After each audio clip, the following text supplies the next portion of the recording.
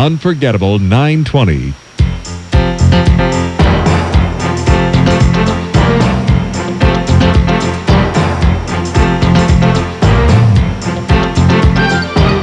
The following sports broadcast is an exclusive presentation of the Unforgettable 920 KSHO. Bulldogs football is on the air. You can follow West Albany all season long. Every snap, every score, every game, home and away on KSHO.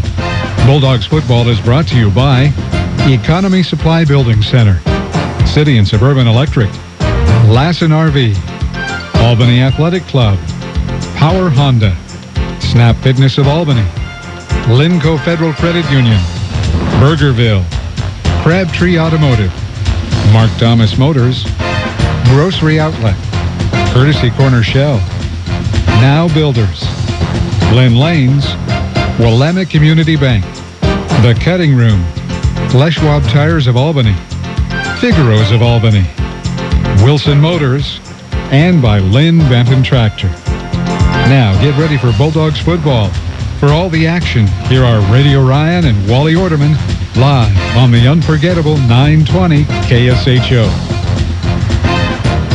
And a very pleasant good evening to you. Welcome once again to West Albany High School and Memorial Stadium. You don't need me to tell you, it is another beautiful night in the Mid Valley. Temperatures in the mid-80s, a slight breeze, a beautiful late summer's night, and a huge game tonight. The Mid Willamette Conference opener as the Crescent Valley Raiders come to town to take on the West Albany Bulldogs. I'm Ryan Pitts alongside Wally Orderman and Jeff Kiter. Thanks for joining us once again for Bulldog football. Wally, the Bulldogs come into this one at 2-0. Two impressive wins, particularly on offense. 62-35 over Pendleton 2 weeks ago. Last Friday night, 49-34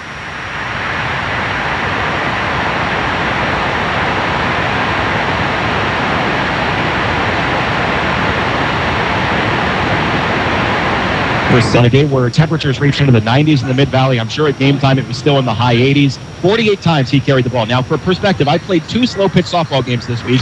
It hurt me to walk up the steps. I don't know how he does 48 carries in a night, but he continued to go strong throughout the evening. Youth does have its benefits, doesn't it? I tell you, Ryan, this West Albany Bulldog team has done everything for Coach Nyquist that he could have asked for. They've been consistent. They have the lines, both offensive and defensive, have formed a union very quickly in this season. They're blocking very well for Jake Lacoste.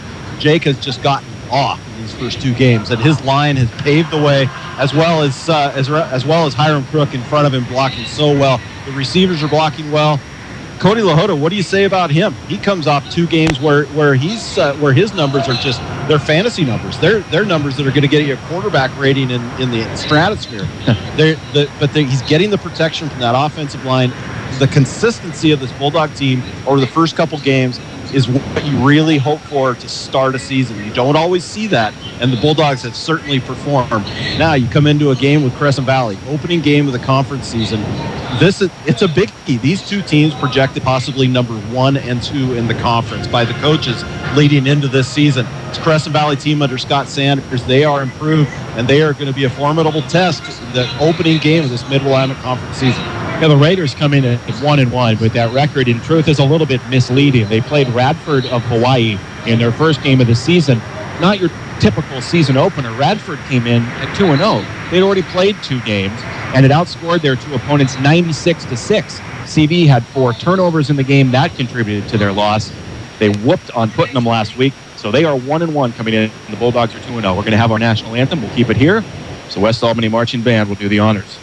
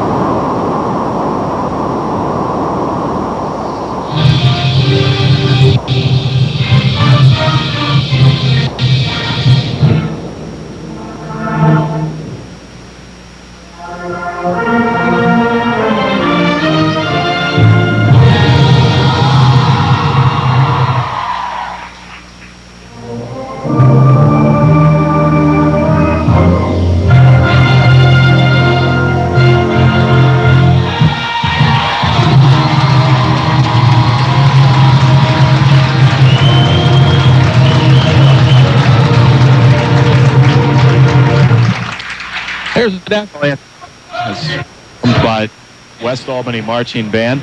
Using some new equipment here tonight, so hopefully that sounded okay. We wanted to make sure that we got it on air. Getting you set for Crescent Valley and West Albany here tonight. We'll tell you a little bit more about the visiting Raiders, but first let's take a break.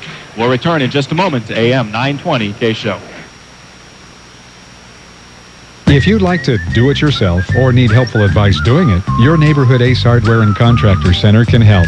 Economy Supply Building Center has been that helpful place for over 58 years. Economy Supply Building Center, where Highway 34 becomes Tangent Street in Lebanon. Need some electrical work in your home or business, but it just seems like too small of a job to call the pros? No matter what the job, call City and Suburban Electric. Proud to be a contributing member of our community. City and Suburban Electric. Call 451-5609. Lassen RV at Albany has the new RV models on the lot now, ready for you to buy. Lassen RV Service Department has a new truckload of parts and accessories on sale just in time for fall fix-up. From changing a light bulb to rebuilding your entire RV. No job is too big or too small for Lassen RV in Albany, where friends send their friends. Join the fun at the Albany Athletic Club. Group fitness classes from low-impact dance to traditional circuit training, plus racquetball and more. Watch your waistline shrink and your health improve every day. Start now at the Albany Athletic Club on Hickory next to Tom's Garden Center. Unforgettable 920. West Albany High School Memorial Stadium. Fantastic evening for football. Game 3 of the 2012 regular season and Game 1 Mid Willamette Conference play. As Wally said a moment ago in the intro, this may be the biggest game on the conference schedule. It just so happens to come in the opener as Crescent Valley and West Albany both figure to be in the thick of things for a conference title throughout the season. Mentioned the Raiders come in with a loss to Radford in the season opener, but again, Radford was an experienced team. To make matters worse in that game, Crescent Valley lost their starting running back, Gary Gomez.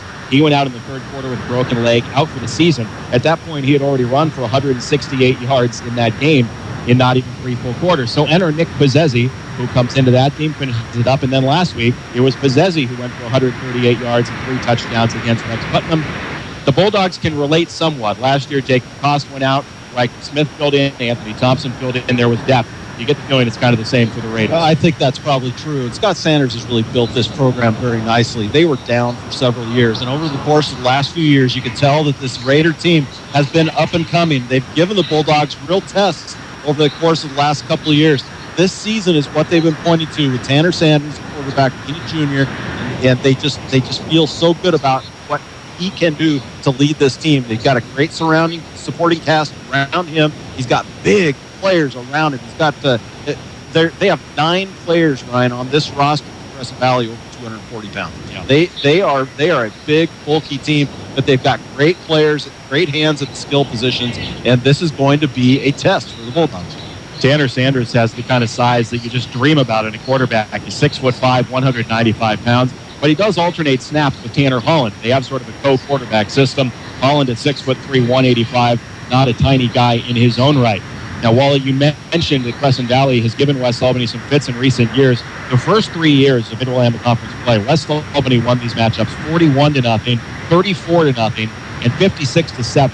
But then in 2009, both teams entered the regular season finale undefeated in Mid Willamette Conference play, and it was one of the best games we've had the privilege of covering on KSHO. 34-28, West Albany won to win the league. Then in 2010, Crescent Valley finally exacted some revenge. They won 27-13, one of just 3 losses in the history of Mid Willamette Conference play for West Albany. The Bulldogs got it going again last year, winning 28-7 over at CV. But the Raiders have certainly stepped it up in the last couple of years under Scott Sanders, and figure to be a tough test again tonight. Yeah, I think this will. I think Crescent Valley's going to be ready. I think they've watched 2 sets of film this week, Ryan. I think they've watched Bulldog film from the last year and the last couple of weeks. And then I think probably Coach Sanders put on the Wisconsin-Oregon State game from last week, said, okay, Giant Killers, here we go. Let's go get West Albany. It's going to be a test. West Albany, in a rarity, will receive to start the game. Jake Lacoste is deep, along with JT Valenzuela. Jake does not figure to touch the ball very often on kick returns, unless Crescent Valley wants to flex their muscles and say, take your shot, number 28. You have a feeling this ball is probably coming to Valenzuela, as it will be Kevin Takamori doing the kicking for Crescent Valley. He's got a teed at the 40. Bulldogs will go right to left in front of us as we are set to go on this Friday evening here on KSHO. The approach by Takamori. The kick is away.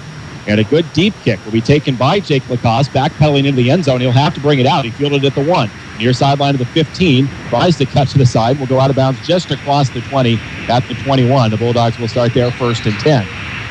A little bit of miscommunication, perhaps, between Lacoste and Valenzuela. They juggled the ball. Then Jake took one step into his end zone, thought maybe it would be a touchback. The official said, no, son, you got to bring it out. I think only if first contact is in the end zone, then that's when it's going to be a touchback. Automatic in high school football, but he caught it in fair play, took a step back, and then the decent run back. Bulldogs start at their own 20. So Cody LaHoda will go under center. Cody, 15 of 22 in the first 2 weeks of the season, better than 300 yards. He's been terrific leading the offense. First down carry for Jake Lacoste with a seam on the left side. A juke at the 30, sideline 35-40, and out of bounds near the 43-yard line as Jake Lacoste put on another nice stutter step move near the 25 and picks up about 23 yards on first down. And what a patient stutter step that was. All he did was just kind of give a little bit of a lean to one side and just that little extra stutter step and able to get to the outside for the first down yardage. Great 20-yard run on the first run from scrimmage, Jake Lacoste. Yeah, they marked him out at the 40, obscured a little bit on the near side by some bodies in the Bulldog sideline. So 20 on first down for Lacoste, who's carried the ball 77 times the first 2 games of the season. As we'll get a flag from the near side. Somebody lined up in the neutral zone. And there's the first chance, Wally, to mention the blue flags. Now, I brought this up when we were in Pendleton, that the officials throughout the state of Oregon would be using the blue flags to raise awareness for prostate cancer. So not the traditional yellow, it's sort of a powder blue that we see as offsides Crescent Valley is the call. I'm not sure I would have picked up on that right away. Those are not very dramatic blue, are they? They're not, no. Very powder blue. Not a Bulldog blue, more of a Spartan blue. It's kind of a feminine blue. And I won't make the connection between Spartan and that's for you.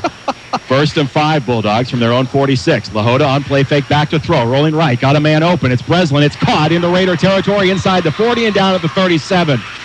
A nice throw on play action from LaHoda to Breslin, and the Bulldogs on the march in their first series. And not an easy throw to make. He had plenty of time, good protection from the line, but he's staring straight into that sun, and he's got to be able to identify his receivers out there. Breslin sat nicely into a seam there. Nice pitch and catch there, and the Bulldogs in business here. The ball at the 38-yard line of CV. Less than 30 seconds gone, and the Bulldogs on the march. 1st and 10 right hash mark at the Raider 37. 2 receivers left. Jackson Soto, Andrew Kettleson. LaHoda back to throw again. Pass is tipped and incomplete. As Kettleson had to go through his fingertips. Would have been a marginal gain. As Alan Huang was right there in coverage with Kettleson. The pass deflected at the line. It'll be 2nd and 10. Yeah, one of those deflections, too, where you hope it doesn't hang up long enough that the defender can come make a break on that ball, close that distance. But no harm done there. Brings up 2nd down. Jake Lacoste only touched the ball once. 20 yards gain. Mixing up the game plan a little bit. Tyron Crook is the fullback for Cody LaHoda.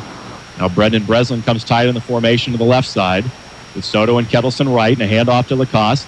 Trying to cut near side and does. Has the edge of the 35 with a flag down, and this will come back as Jake is going to take this one all the way to the 1-yard line, but it'll come back. That blue flag resting back at the 37-yard line, and perhaps that edge gained by virtue of a hold. And really too bad, too, because he made a great bounce to the outside. It's that run after first contact. When somebody looked like maybe they're going to grab his jersey, this will come back. There's no question it's in the area of a hold. But Breslin on that play, too, had a great block here on this near side. Oh, it's a face mask against West Albany, not a hold. So it's sort of an unusual call based on where the flag rests. When you compliment Brendan Breslin, you've said many times it's hard not to call him Brandon. I'll give you a little bit of a break. Even in the paper this past week, it was listed as Brandon Breslin. Something he's dealt with his whole life, I'm sure. It is Brendan, and I always have to do my best to concentrate, make sure you get the E instead of the A. As the face mask penalty costly, it's going to back this all the way up to, and the officials still not even certain, as they'll come back to a 49-yard line of Crescent Valley, which will bring up a 2nd down and about 22. Well, the Bulldogs have gone to the air a little bit, try and loosen things up. Crescent Valley, as well as many teams this season, will stack the box, try and keep Lacoste under control there. those pass plays, just trying to loosen things up a little bit. Well, they split Jake out to the right, trips right. Lahota going deep, got a man out there. It's Jake who makes the catch on the right sideline, will score. Touchdown, Bulldogs. Lahota dropped it in beautifully, and Jake Lacoste out of the backfield with the reception for the touchdown. Unbelievable throw. And when you get Lacoste out there in the open field, he's going to be able to run under most passes. Hung up beautifully for him. He didn't even have to break stride. That pass was thrown so beautifully. Lahota to Lacoste, touchdown Bulldogs. So less than a minute gone by, and West Albany puts the offense in high gear again. I didn't see where Lacoste lined up on that play. Was he in his regular spot, or did he just come out of the backfield? Slot right. They had 3 receivers right, and Jake was one of them. Hiram Crook was alone in the backfield. As Matt Wiest on to try the point after. Ben Engel to hold. Snap a little high. Ben puts it down, and Matt puts it up and through. 11:05 to go. First quarter. Good start for West. The Bulldogs 7, the Raiders nothing. We'll take a break and return to KSHO. At Power Honda, their talented staff will show you how easy it is to get the vehicle you want and the payment you need. Check out mypowerhonda.com. Call 928-0122 or just go in to Power Honda, Highway 20 east of I-5 in Albany, your Honda Superstore. It's Albany Burgerville Back to School Fun. This coming Tuesday, 11 a.m. to 7 p.m. Original hamburgers only 90 cents. Cheeseburgers $1 at regular price $1. Regular drink $1. Bring in an unopened full-size box of cereal to help the Sunshine Division food drive. Albany Burgerville celebrating Back to School Fun this Tuesday, September 18th. 920 KSHO. Welcome back to West Albany High School. A lot going on in the first minute. This is a kick return by Jake Lacoste to the 20. A 20-yard run by Jake. A pass play out to the outside in Breslin. A face mask on West Albany. Brought up a 1st and 22 and a home run. 49 yards from Cody Lahota to Jake Lacoste, who was lined up as a receiver to the right. A beautiful throw from Lahota. Cody has really been impressive so far this season. He has, and Lacoste didn't even have to break stride on catching that touchdown pass. It was just beautifully drawn up. And how's Jake Lacoste going to hurt you? You think it's going to be with his legs. Well, that time it was with his legs, but it was him running underneath a pass. That was just beautifully drawn up. Depending on how quickly Churchill scores tonight, that might make West Albany the highest scoring team in 5A. The Bulldogs came into the night having scored 111 points in their 2 games. Churchill had scored 113.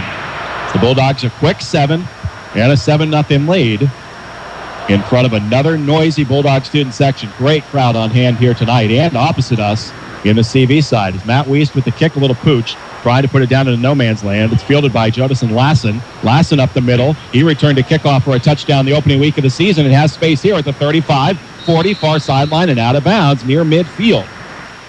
Good return by Lassen. Took the opening kickoff of the season back for a score against that team from Hawaii. Takes this one back out near the 45. They will spot him out back around the 41. 1st and 10 Raiders. Got some quicks there. Did a nice job getting that to the outside. Looked like Joey Roos might be able to have a play on him, but took off a little bit too quickly, not able to get him. Nice run back by the Raiders. Tanner Sanders starts from the shotgun with Nick Pozzesi to his right. Tanner feeds the fullback to his left. It's a give to Pozzesi on 1st down, and he'll be gang tackled after a couple. Off left tackle. He'll get about 2. Short gain. Good job by the right side of the Bulldog line. Yeah, and that defensive line, you've got Steely Smith, and you've got Matt Soot, and they're the anchors there. And we'll talk about the rest of the line there at the ends. But I tell you, that core right there, they are almost unblockable. Nice job there on 1st down by the Bulldog defense. Ryan Garcia, Tanner Gardner, the ends. They've done a very nice job through 2 weeks as Tanner Sanders goes from the pistol formation. Gives again to Pozzesi, and he is hammered after another short gain. Matt Soot got in one more time, and that may be a recurring theme. Soot in the backfield twice in a row.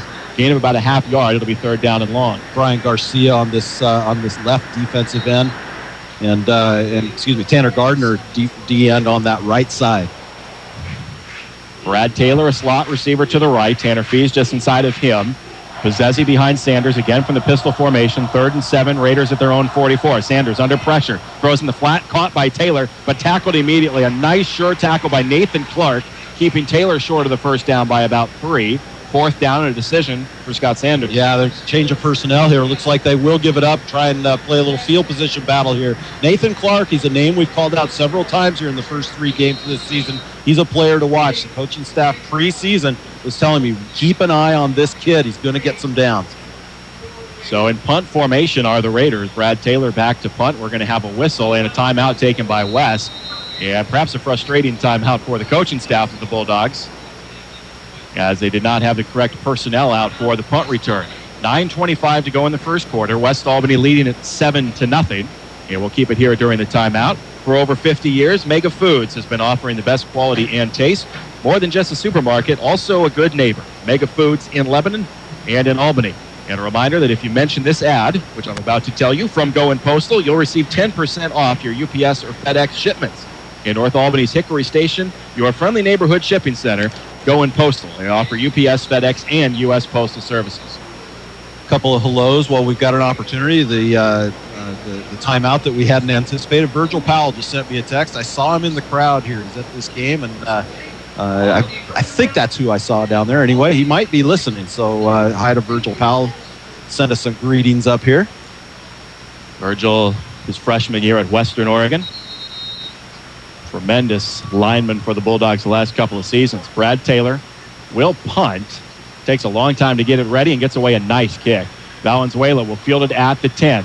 Makes the first man miss. Kane gets a nice block and is able to pick his way out to about the 18-yard line. It's an 8-yard return, but nicely done just to get that for JT. 1st and 10 Bulldogs. JT Valenzuela, always dangerous. I tell you, anytime he gets the ball in his hands, he can certainly make things happen. Dodges a couple tackles there. And Bulldogs with the same starting position they had after the opening kickoff. Yeah, this one just barely shy of the 20. 1st and 10. 9:12 to play in the first quarter. Bulldogs leading 7-0. Trying to deliver an early haymaker to the Raiders after scoring in less than a minute the first time. Handoff Jake Lacoste around the outside right side of the 25. Jake with a stop and start. First down across the 30 out near the 34-yard line. A quick 15 for Jake Lacoste. It's amazing how routine he can make a 15-yard run look. Oh, isn't that the truth? And Bulldogs have been doing their damage to the outside. That time he didn't even bounce off a tackler and get to the outside. That was a design play. Go to that far side there, gets the first down yardage. 1st and 10 at the 34, right hash mark. We go under 9 minutes in the first quarter. Crook and Lacoste will be in the eye. Soto and Breslin both tied in the formation to the left. The Bulldogs will run left. As Jake waiting for the block to set up. Cuts outside of the 35. Jukes back up at the 40 and fights his way out close to a first down at the 44. Close to 10 for Jake. And it will be 2nd down and short upcoming here for West. You know what strikes me about Jake and when he runs is he picks his spots so well, but he also knows when to avoid the contact and when to embrace the contact. That time he saw no openings left or right, so he tried to just go right through the defender there. Ends up almost getting that first down yardage. Nice run by Jake. Many times we've complimented how quickly he can hit the hole. That time you could see him wait just a moment for the blocks to set up. It gained him 9.5, 2nd and short from the 44. And Lahota back to throw. Sets up, fires deep again, looking for Kettleson, who's out there. It's knocked away on a nice play by Lane Croney in coverage. Step for step with Kettleson. Another very nicely thrown ball, but a better play by Croney. Yeah, that's right on the money, and it looked like Kettleson had gotten just a tad bit of separation there from the defender, but nicely defended and poked away by the defender. As an offensive coach, you've always got to love the 2nd down and a foot, because it really does open up the playbook. You can choose pretty much anything you want. You feel pretty good about the chances of Jake Lacoste getting you that first down on 3rd down less than a yard. That's where the Bulldogs are from their own 44. Handoff to Jake, and he will be close. Well, should have said it, as he's going to fight his way very near the first down marker. This will depend a lot on the spot of the ball. Yeah, and I think he's going to get it, but that line judge on the far side was about half a yard off from where they're saying this is 4th down. Yeah, I was going to say, I don't think he did get it. So, sure enough, the Bulldogs on 3rd down less than a yard, get less than a yard, and it'll be 4th down and inches. Yeah, Coach Nyquist doesn't like that spot. Yeah, they're going to measure. The officials will come out. It's a great move by Coach Nyquist. He requested this measurement here, and he can do that. They don't always have to honor it, but he can request it. They're going to do it, but what it does, it gives him a chance to talk to his quarterback for an extra 60 seconds here and draw something up. I don't think the Bulldogs will punt. Wants to buy himself a couple extra seconds, as they'll bring out the chains, and they will confirm what the officials had already correctly ruled, that it is 4th down and about 4 chain links. I'm not so sure if the Bulldogs don't stop Crescent Valley force Crescent Valley into a 3-and-out on their first possession. I'm not so sure that you don't punt this, but Coach Nyquist, he is not inclined to do that. Have we seen a punt this year? I don't believe so. I don't think we've had a Bulldog punt not this through 2 weeks. 4th down short. Bulldogs from their own 44, trying to make a statement early. The Raiders put 10 in the box as Lahota turns, gives it to Jake around the left side, broke a tackle, and will have the first down. A great second effort by Lacoste. Austin Kearns had him dead to rights in the backfield. Jake broke through it, picked up a couple, and a Bulldog first down. And here's the deal, Ryan. Kearns had him up high. And we've said that time and time again. He's going to power through most of those high tackles. You got to get him at the legs. And they just didn't do it that time. First down yardage for the Bulldogs. A pickup of 2. As for a moment, it looked like Jake would be thrown for a loss, and the Raiders might get a big defensive play, but those legs of Lacoste too strong. 1st and 10, Bulldogs from their own 46. Another give to Jake. A little stretch play right. Cuts it up at midfield into Raider territory, diving for a first down inside the 45. Near the 43-yard line, it'll be another Bulldog first down.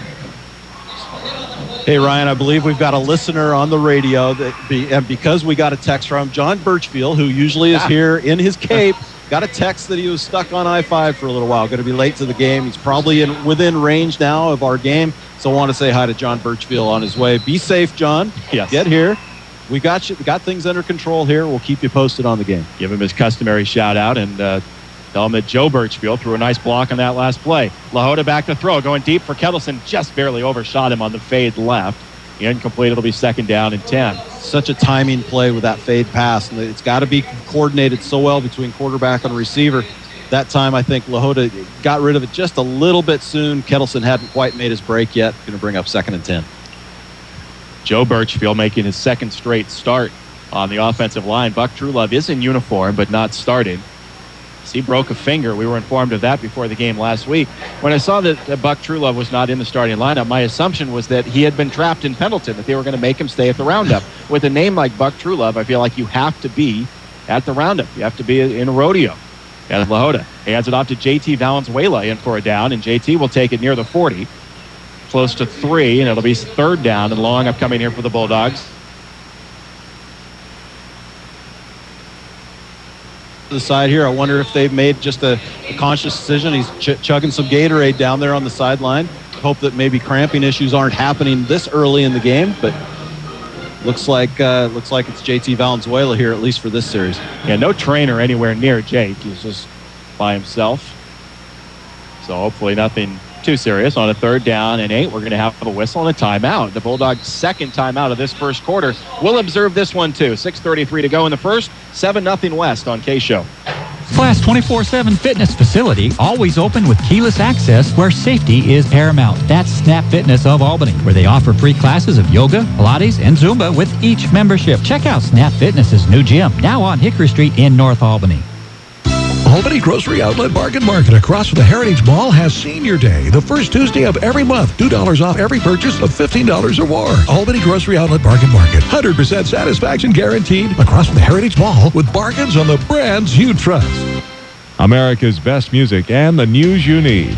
This is 920 KSHO, Lebanon, Albany, Corvallis. And it's our great pleasure again to have you with us on this Friday night. Ryan Pitts, Wally Ordeman, Jeff Kiter, Tom Gerner back on the board of the KSHO studios. Ryan Murphy here before the game, helping us get our equipment set up. Our first broadcast via Skype. I think Skype has something to do with a computer, but that's my dad talking. I couldn't tell you the technical aspect of it, but hopefully it sounds good to you out there. 3rd down 8 for West Albany from the Crescent Valley 40. 6:33 to go in the first quarter. 7-0 West. As Cody Lahota back to throw. Short drop, sets up, throws incomplete. As Lahota on a pump fake tried to hit Kettleson over the middle, threw into traffic. It'll be 4th down and 8. That's one I think drawn up maybe a couple days ago in practice. Maybe haven't had a chance to work on it as much. That play looked awkward from the start. We'll bring up big 4th down play here, and we'll see what. And for the first time, I believe this season, we're going to see a punt from West Albany. Looks that way as Brendan Breslin will do the honors. Bulldogs stopped the Raiders 3-and-out to start after West had marched down the field in less than a minute. So the Bulldogs will turn it back to their defense as Breslin will try to pin the Raiders deep. Jodison Lassen deep again. He stands at his own 2-yard line. Breslin stands at his own 45. Awaiting the snap. Gets a good snap, and without much of a rush, will get away a high, booming kick that will take a bounce, roll inside the 5, and be down, well, mark it right at the 5. Nice punt by Breslin, 35 yards, no return. And the Raiders will start deep in their own territory, 1st and 10 from their own 5. Beautiful punt by Breslin. That was a great kick. A lot of hang time, plenty of time for the coverage team to get down, get their hands on it. It was Anthony Thompson who finally did touch it dead at the 5. So the Raiders start backed up with Tanner Sanders coming back into the huddle. Tanner Sanders, who broke his collarbone last year in the game against Lebanon, was lost for the season and much of the basketball season. He hands it off on 1st down, and Possessi's going to be dropped again for a loss. Getting into the backfield that time was Gabe Stone to grab him by the ankle. A loss of a yard in the play, 2nd down and 11. And Gabe Stone just absolutely shed his blocker. He got in there so fast it was almost like he was untouched. Crazy. Gabe Stone's not coming from the defensive line. He's coming from the linebacker spot. You get a tackle for loss when you're a linebacker, you've done something. 2nd down and 11, Raiders. Sanders standing right on his goal line, brings Fees in motion left to right. The snap goes right through the hands of Sanders. It's loose in the end zone. Tanner's going to fall on it, and it's going to be a safety as Tanner Sanders was able to cover it up. The Raiders, honestly fortunate. That's only a 2-point play for West. It's 9-0 Bulldogs on the safety with 5:41 to go in the first. And guess what? The Bulldogs are going to get the ball back, too. That's just, what a huge play. And I don't know that was that bad a snap. It just looked like it went through Sanders' hands. I think maybe a little nervous being where he was on the field in his own end zone. I think maybe just kind of looked at his target. It was obviously going to be a pass. Looked at his target, and then the running back almost was able to get the deflection and take it himself, but he fumbled it as well. Safety by Crescent Valley, and the Bulldogs get 2 points, and they're going to get the ball back. Very nearly looked almost like a trick play as it went right through the fingertips of Sanders and nearly straight to Possessi, who might have had some running space, but he bobbled it as well. And then Sanders just had to really give up the fight and fall on the ball, giving up 2 points instead of 6. 9-0 Bulldogs as Crescent Valley will have a free kick from their own 20. So West Albany figures to get great field position here again with 5:41 to go in the first quarter. 9-0 Bulldogs. And the Bulldog deep men are not remembering that kick is from the 20 and not from a little further up. They're going to come up and join the rest of the party now. Yeah, Valenzuela and Lacoste were deep inside their own 10-yard line. There are not a lot of kickers at any level who could get it to the end zone from the 20. As Crescent Valley will have their choice of either a place kick or a punt. More often than not, this winds up as a punt. Brad Taylor will be doing the honors. Lacoste and Valenzuela again are deep, and they're going to creep up from their own 20. It still would have to be quite a boot to get it that far. As Taylor preparing the special teams.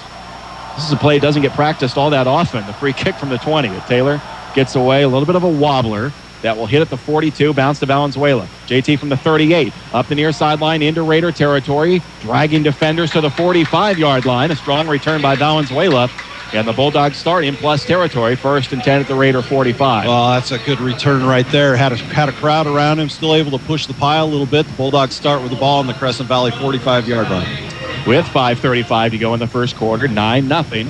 West Albany with the lead. A disastrous start on offense for Crescent Valley. Now the Bulldogs will really try to take advantage of the short field. Cody LaHoda will bring it up to the line. Left hash mark with Andrew Kettleson, the lone receiver, left. Soto and Breslin tight to the formation right. A handoff to Jake Lacoste trying to go left. Cuts it back up the middle and picks his way for about 3, close to 4. As Jake will be marked down to the 42. A gain of 3 on first down, 2nd and 7. Something we're going to keep an eye on here. Looks like, and I'm not saying anything dirty, just looks like a lot of extra little contact after the tackle going on when Jake's carrying the ball. I'm going to keep an eye on that. Just noticed it 3 or 4 times, little extracurricular on the tackle after it appears he's down. I'm going to keep an eye on that. And we are certainly overprotective of the navy blue-clad Bulldogs as LaHoda on a little stretch again to Lacoste, running right, trying to turn the corner, gets to the 40, lowers the shoulder, and will drive close to the first down and should have it out of bounds on the far side. Inside the 35-yard line, it will be a Bulldog first down. Well, here's what the Bulldogs are saying, Ryan. They're saying, fine, you want to load the box. Let's see how your lateral speed is. We're going to take Jake to the outside. Catch him if you can. And if you want to try and battle against that, try and get him hemmed in, it's going to leave the inside vulnerable. That's what the Bulldogs are saying. And right now, Crescent Valley they're willing to give up that outside or try and chase Jake, and it's leading to first down yardage each time for Jake. Ball at the Raider 34, 1st and 10. Again on the right hash mark. Again, tight formation right. Hand off to Lacoste, straight up the middle. And Jake has dragged down after a short gain to about the 31. It's a pickup of 3 again on first down. Second down and 7. Bulldogs just methodical now. You know, a lot of mix of pass and run, I think, just to keep Crescent Valley off balance in that first series. Now the Bulldogs exclusively run here. Probably about 90% run in the last couple series here. Wouldn't surprise me to see the Bulldogs. They've got kind of not a free down, but they've got some options here. Wouldn't be surprised to see them put the ball in the air here on second down. Yep, they'll give it to Jake Lacoste, trying to get around the left side, looking to accelerate to the 30, stiff arms his defender and goes down inside the 30, staying inbounds to about the 27-yard line. Another gain of close to 3. It'll be third down and short. That's how to use, when you're carrying the ball on the left, that's how to use your strong arm to get a little bit extra yardage there. Undersized defender coming over to try and take Lacoste down. Got a couple extra yards with that. 2 down territory here, certainly for the Bulldogs. Third down at about 3. Yeah, short 3 or a long 2. Lahota under center left hash. Give it to Jake again, and he'll be sandwiched, trying to pull the pile, and he will, close to a first down. Again, it will depend on the spot. Is Jake Lacoste able to keep the legs going where the officials stand? It appears as though it will be a Bulldog first down. Have to wait for bodies to clear before they eyeball it, and officials will say timeout, officials, and come out and measure for the second time here in the first quarter. Jeff Kiter to our left signals first down. It certainly appears like it from here. They'll bring out the sticks to try and make it official. You know, anything like this, we don't mind these kinds of measurements here. It gives Jake a little bit extra time. Lets us catch our breath. Yes, it did. Boy, we need it. I worry about you. Yeah. I mean, when Jake has 48 carries in a game, what's that do to you? Makes me sound very repetitive. First and 10 as the Bulldogs do get the first down at the Raider 24. Yeah, Jake Lacoste again is going to come out here for at least a play. JT Valenzuela will come into the backfield. Hiram Crook still the fullback. With Soto and Breslin right, it's Valenzuela who gets a carry. Off right tackle. Valenzuela picks his way near the 20. Another pickup of 3, maybe 4 on first down. It's been pretty standard on the last several carries, about 3 yards on first down for West. And I like what we're seeing here. With Valenzuela getting in and getting some carries, it means that workload won't be quite so much. And we didn't think there was any way after last week that we'd see Jake Lacoste with 48 carries a game. He had 31 against Pendleton, very hot and humid conditions over there. I don't think we can expect to see him approaching 40 carries, and it's not what Coach Nyquist wants. Second down, 7, another carry for Valenzuela. In the same spot, off right tackle, falling inside the 20 down near the 18. It'll bring up another third down, third and around 5 here for the Bulldogs. The clock marching with 2:42 to go in the first quarter, and West Albany leading at 9-0. Spotted just inside the 19, so third down and a long 5 here for West. Jake Lacoste back in, Valenzuela back to the bench. Bulldogs not only controlling the scoreboard here, 9-0. Bulldogs lead in this game, but also controlling the clock, controlling the tempo. They've got complete control of this game right now. But a big third down here, 3rd and 5 at the Raider 18. Lahota back to throw, sets up, fires end zone, looking for Kettleson, a jump ball, and it's caught for touchdown. Andrew Kettleson for the score. A nice catch, terrific coverage on the near side from Alan Huang, and Kettleson got around him to pull it in, 15-0 West. Goes after the sophomore from Crescent Valley, and I tell you, that's who we had talked a little bit earlier, was trying to take Lacoste down and got the stiff arm. That time they go after the sophomore, a little bit undersized on that Kettleson, a little bit of experience out there on the field, his second year of varsity play. Goes up and gets that one, and the Bulldogs back on the board again, trying to make this 16-0. Cody Lahota with his second touchdown pass of the evening. Matt Weiss for the point after. That is up and good. 2:08 to play in the first quarter. It's now West Albany 16 and Crescent Valley nothing. We'll take a break and return to 920 KSHO. We're Linco Federal Credit Union. Keep your money in Linn County with Linco Federal Credit Union. Enjoy a visit with one of our friendly staff at a neighborhood branch near you today. Linco Federal Credit Union in Albany, Lebanon, and Sweet Home. In Linn, you're in. Family owned and operated since 1979, Crabtree Auto stresses the small stuff when it comes to maintaining your vehicle. An oil change every 3,000 miles is a small thing now, but adds up to big rewards down the road. Crabtree Auto's ASE certified technician can help your vehicle maintain its reliability beyond 200,000 miles. Crabtree Auto on Hill Street, just south of 9th in Albany. Now is the time to buy a car at Mark Thomas Motors. 4 generations in the auto business and here to stay. Mark Thomas Motors is big on supporting local events. 3 locations in Albany: Dodge, Chrysler, Jeep, Hyundai, GMC, Buick, Pontiac. Now is the time to buy a car at Mark Thomas Motors in Albany. Unforgettable 920. Just like the Bulldogs. Yeah, just like the Bulldogs. Just like us. Here we are at West Albany High School. Ryan Pitts, Wally Ordeman, Jeff Kiter. 16-0, the Bulldogs, with 2:08 to go in the first. Wally with an update during the break. Lebanon 8, South Albany 7. That's at the end of one quarter over at Lebanon High School tonight. Big game for Lebanon, 0-2. Again, one of the preseason contenders in the Mid Willamette Conference, but 2 tough non-conference games, both losses. Got a must-win tonight against South Albany, who won 49-2 last Friday against North Eugene. Matt Wiest set to kick it away after the Bulldogs' second touchdown of the night. Second touchdown pass for Cody Lahota, as Wiest again just tries to put it right into no man's land. Lassen will take it to the 23-yard line, up the middle, and Lassen's got space again, and Joey Roos is going to save a touchdown across the 45. Cartwheeling out to about the 49 was Lassen. Boy, he is electric when he touches the ball. Yeah, and he got settled in behind that little wedge there, and they blocked it nicely. Saw a little crease there and had some daylight, but Joey Roos with a nice defensive, open field tackle. Joey Roos, who has a couple of interceptions through the first 2 weeks of the season, makes a nice play there on special teams. The Raiders, again, good field position as Tanner Sanders brings it to the line. 1st and 10, very near midfield. Late sub onto the field is Jared Baumgartner, the tall receiving target. He'll line up slot left. A lot of confusion here for Crescent Valley. As Sanders with Brad Taylor to his right, and Nick Pozzesi to his left. Now Taylor will go in motion. Sanders looks that way. Will heave it up deep. Miscommunication, and it is intercepted by Anthony Thompson. On the far side, out of bounds at the 27. Thompson with the pick.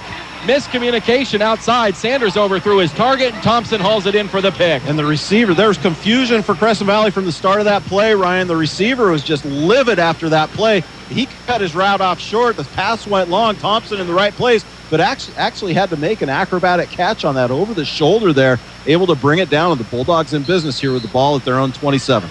Like a center fielder hauling in the long fly ball. Thompson able to pull it in. 1st down and 10 for West from their own 27. A picture-perfect beginning for the Bulldogs, leading 16-0 and with the ball back. Crescent Valley has run 6 offensive plays here in the first quarter. As Lahota back to throw on 1st down, looking for the big one, going deep, and now it's his turn to overthrow his target, as Breslin also broke off the route. This one, fortunately, incomplete. It will be 2nd and 10. Boy, and double coverage out there on Breslin. And Lahota, you know what he wanted to do. It's almost kind of like a little hesitation, maybe like a little stop and go kind of thing there. But Breslin in double coverage, he had slowed down on his route, saw the ball in the air and tried to get there, but closest receiver was going to be a Crescent Valley defender. Now that looks scary while the ball was in flight. There were a couple Raider defenders near it. 2nd down and 10 with Lahota under center. Quick snap. And a play fake, back to throw. This time has Breslin open, and he cannot make the catch. A diving attempt in Raider territory. Breslin will sock the ground with his right hand, knows that he was a half step away from scoring a touchdown, perhaps. Man. You know, with those long, lanky legs, if he's able to bring that in stride, there's nobody that's going to catch him on that. 2 pass plays to open up this this series here, going to bring up 3rd and long for the Bulldogs, something we don't typically see from West Albany, because we haven't had to with the legs of Jake Lacoste. We'll see what they draw up here. How about a halfback pass? Yeah, it worked last week for an 84-yard touchdown. As Cody Lahota will bring it up under center. 3rd and 10 Bulldogs from their own 27. On a give, it's Jake Lacoste. Jake trying to get near side with a flag down. Jake, a lot of room to run, but this is going to come back, and all this is going to be for naught as Jake will march his way all the way to the Raider 37. But that's a couple long carries and a lot of energy, I say wasted, by Jake Lacoste because of offensive penalties. Yep, and that's too bad. The first time, personal foul face mask penalty. This time, flag thrown immediately. I mean, the referee had to be looking right at the spot where the hold took place. It's coming back. going to be a 3rd and 20 now for the Bulldogs. It's going to be a long play. Bulldogs have already burned 2 timeouts here. They don't have a whole lot of time to think about this. Minute 35 to go here in the first. It's going to be 3rd and 20 plus. Yeah, it'll be 3rd about 23 by the time they finish marching this off. For those who are really interested, and I can't imagine there are those who would be too interested on the radio about the color of the penalty flags, but that one resting out there is yellow. So our lead official apparently did not get the shipment of the blue flags, which some of the other officials are using. Probably got a dryer sheet or two here clinging to my clothes. We could probably... no, those are white. I got nothing. You got it. The hold on West marches this all the way back to the 13-yard line. It's going to be 3rd down, about 25 here for West. With a minute 33 to go in the first quarter. Bulldogs 16-0.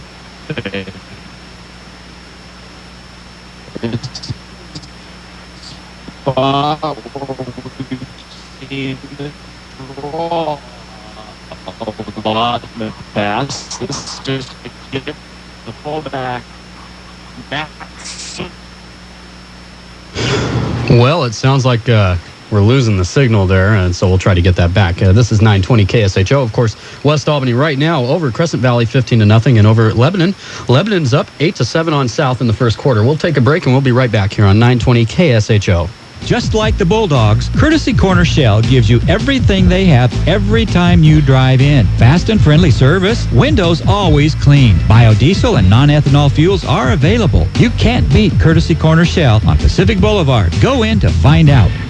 The mission of Now Builders is treat every job like it's their only job, no matter how big or small, and they don't stop until their customer is 100% satisfied 100% of the time. Check out their portfolio of fine work at nowbuilders.com. Call Now Builders at 541-926-2858. All right, it sounds like we got Ryan and Wally back here on 920 KSHO. Back, but for now it is the coach's son, Sanders, running the show out of the pistol formation on 1st and 10. The motion man right to left is Sam Kane. A give straight ahead to Pizzezzi, and with a flag down, Pizzezzi will go across the 35 near the 36 or 37-yard line, but we'll check the flag. It's in the area of an offsides penalty or an illegal formation. I've let the men in stripes give you the official word. I'm just not going to speculate this time. I'm usually wrong. I was hoping you would be wrong along with me. It would make me feel a lot better. Now the officials talking it over. It's some question amongst them as to what the call will be, where the ball will officially be spotted. Gabe Stone, at least, signaling that it's the Raiders an illegal shift on Crescent Valley. So illegal motion. This will make it 1st down and 15. I think a little discussion there, too, about whether they would accept that penalty, take the 2nd down and 7 or 1st and 15. No-brainer as far as we're concerned. And we're good at those. If there's anything we know, it's no-brainers. As Tanner Sanders back to throw under some pressure, steps up and will run up the left sideline, and he'll get a few yards back out across the 30-yard line. Sanders able to tuck it and go. Carson French had good pursuit on the far sideline. Sanders is marked out at the 32, pickup of about 3, 2nd down and 13. That's going to be a question that West Albany would like to be able to answer tonight, and that is, can Tanner Sanders take a hit? Bulldogs would like to get to him, make him run for his life back there, but he's got those long legs. He's very, very athletic. We've seen him on the basketball court, too. He will avoid pressure very well. And Tanner on an option play. Pitches it right to Pizzezzi. With space at the 35. Cuts up, fumbles the football. It will roll to the sideline, and will it be covered? Obscured by bodies, they will say, yes, West Albany ball at the Raider 46.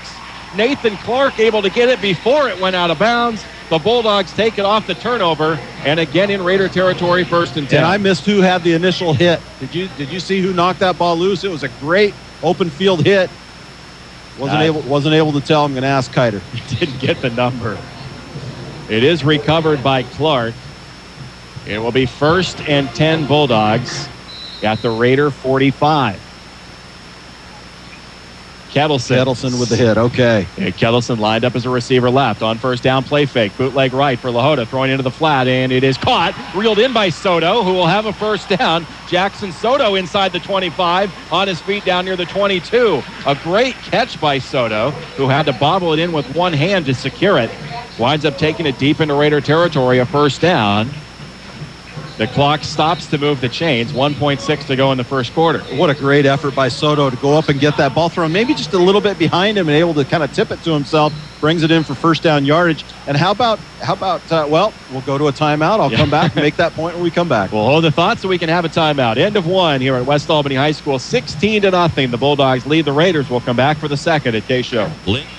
In Lebanon, home of the best burger in town. Good family fun. Bowling. Open every day and until 1 a.m. on Friday and Saturday nights. Ballistic bowling starts at 10 on Saturday nights. Stop by Little Lanes in Lebanon.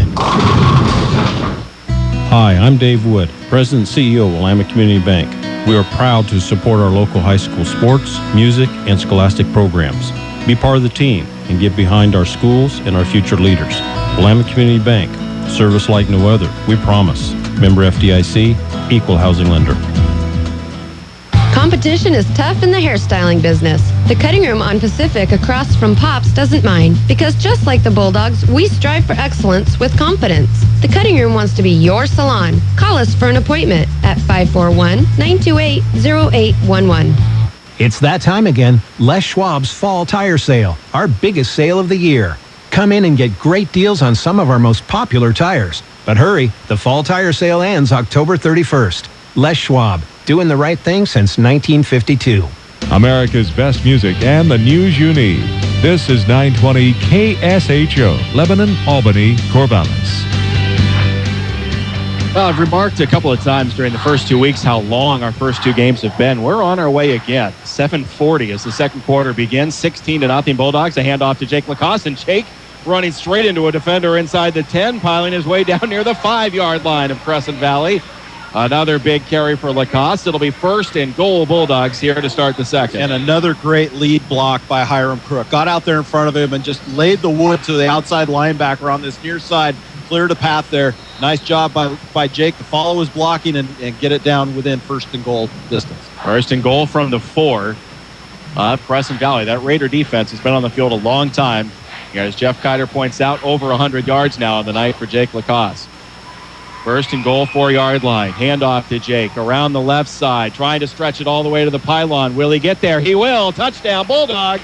Jake Lacoste stretching it all the way to the far side, able to tiptoe inside the pylon.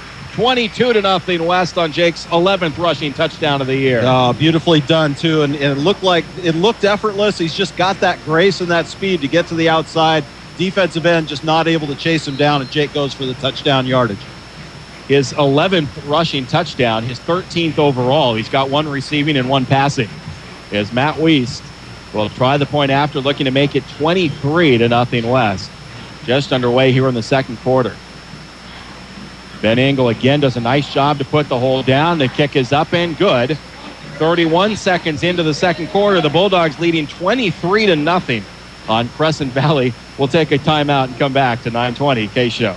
The mission of Now Builders is treat every job like it's their only job, no matter how big or small, and they don't stop until their customer is 100% satisfied 100% of the time. Check out their portfolio of fine work at nowbuilders.com. Call Now Builders at 541-926-2858. Through September, Figaro's in Albany has the Santa Fe barbecue chicken. Tender cuts of chicken, dull pineapple, fresh onions, and sun-ripened tomatoes, all atop their signature barbecue sauce. Unforgettable 920. Well, we advertised this one as a big-time showdown in the pregame, and right now all West Albany, but still very early on. The opening minute of the second quarter, the Bulldogs leading Crescent Valley 23-0. As West Albany able to punch it in quickly after the second Raider turnover of the night. Jake Lacoste with the rushing touchdown, 4 yards. He's over 100 yards again already here on the evening. Yeah, don't click off your radios yet. They've got a long way to go here. This Crescent Valley team, we've seen what athletic teams can do, and all you have to do is have a couple turnovers of your own, and they exploit it, and they're right back in this game. Bulldogs have been pretty secure with the ball. I'm going to knock on wood. But, really, Bulldogs have done what Coach Nyquist has needed them to do. They've pounded it out. They've controlled the clock. They've controlled the ground. And when you control the ground, you can go to the air when you feel like it. And the Bulldogs have exploited that, too. It's a great start for the Bulldogs. Well, don't click off your radio at any point. I don't care if it gets to 60-0. Well, isn't that don't turn the radio off. 23-0, and Matt Weiss set to kick it away with 11:29 to go in the second quarter. Going more straight on with these kicks as opposed to the first couple of weeks. More like kind of a Tyler George kind of look to it. Yeah. Nice reference. Matt Weiss with the jog and the approach. Again, sent high, not terribly deep. Lassen will take it at the 16. Up the near side, 30. Again, space, 35-40. A flag is down as Lassen will get into Bulldog territory at the 49. That powder blue flag resting back at the 26-yard line. And the Bulldogs certainly hopeful that this will bring it back. Trevor Jensen on the return team pleading his case. Not sure what the referees are going to say here. Coach Nyquist doesn't look upset. No, he does not look upset, and he appears to be saying send them backwards as the Bulldog defense will be directed back into Raider territory. The penalty will be against Crescent Valley. No official signal yet. Yeah, as there finally is a block in the back that was able to free Lassen for a nice return, but it will be negated. The Raiders will back up inside their own 20. Got a couple people listening to the broadcast tonight. Sally Sheen, want to say hi to her. No, she's listening to the broadcast. Got a text from her. Says we're sounding pretty good. Well, good. Yeah. I want to make mention that I've got 3 generations of ornament within about 5 feet of me tonight. Your son, cool, Perry, your grandson, Sawyer. Yep. Just below us. Sawyer, 6 months old. First Bulldog football game. And it's been good so far to West Albany, 23-0. As Tanner Sanders takes the handoff, gives to Possessi, and Possessi is pinball down to the 23-yard line after a 2-yard gain on first down. Possessi has not had a lot of space to go. I mentioned last week 138 yards and 3 touchdowns in a 21-point victory over Putnam, but not many running lanes here tonight. Yeah, Crescent Valley's offensive line, they're big, but they're engaging the Bulldog defensive line, but the D line is really disengaging quickly and getting their hands for you to be able to make some tackles. That time JT Valenzuela able to finish that one off too. 2nd down and 8. Sanders on a play fake, almost lost the handle, rolls, throws low, it's caught on the far side, and a nice tackle in the open field, keeping Crescent Valley short of a first down. Trevor Jensen made the catch. Joey Roos. Yeah, Sanders did a nice job just to hauling the snap. Again, he bobbled it. It'll bring up a 3rd down and short. 3rd and a couple for the Raiders from their own 29. And no huddle. Yeah, very quickly under center and a snap to Possessi. Possessi will not get the first down. He'll be upended at the 30. It'll be short by about a yard. And another decision here for Scott Sanders. Looking up at the scoreboard and seeing it 23-0. It's almost a chance for him here to try and gamble. Boy, isn't this something. We've seen no change of personnel. They have timeouts in their hip pocket. Doesn't look like they're going to chat about this. 4th and 1 Raiders as they appear to bring in a bigger set. Sam Kane enters. Tanner Holland will come in late. 4th down and a yard for Crescent Valley from their own 30. They've got to step it up. You bet. White Hat whistled this into play quite a while ago. Still at least 5 seconds. No hand up from the back judge. Now it's up, and we're going to get a flag prior to the snap as Tanner Sanders wound up on his backside. Left guard jumped from this near side, offensive guard. Should be a motion penalty against Crescent Valley, and it is. A huge penalty, which will turn 4th and 1 into 4th and 6. Got to stop the clock. Clock is running. 9:21. It's fine with us. We can go to the running clock. It's been a long night already. You know, Coach Schlegel, Kevin Schlegel, the assistant with the varsity basketball team, has a phrase that he likes to use. We saw him in the booth a little bit earlier. There he is right there. Got a phrase he likes to use: play fast, but don't be in a hurry. Well, that time Crescent Valley got in a hurry, and it cost them 5 yards, and instead of being able to go for it on 4th, they're going to punt. Yeah, they tried to do a quick snap, and it did not work out. It's now on 4th and 6. Taylor will punt inside his own 15. Valenzuela deep to receive it. Taylor with not much of a rush gets away an end-over-end kick that will hit and stop.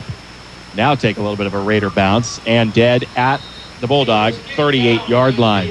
1st and 10 there for West Albany. 8:52 to go in the first half. Bulldogs leading it 23-0. For any occasion, you can enjoy a complete, affordable family dining experience at Cascade Grill. That's on Knox Butte Road here in Albany, the Cascade Grill. 23-0 West Albany, another defensive stop for the Bulldogs. One of the major concerns for West early in this game was the defense. Everything's okay. I got to get Ryan Murphy's attention here.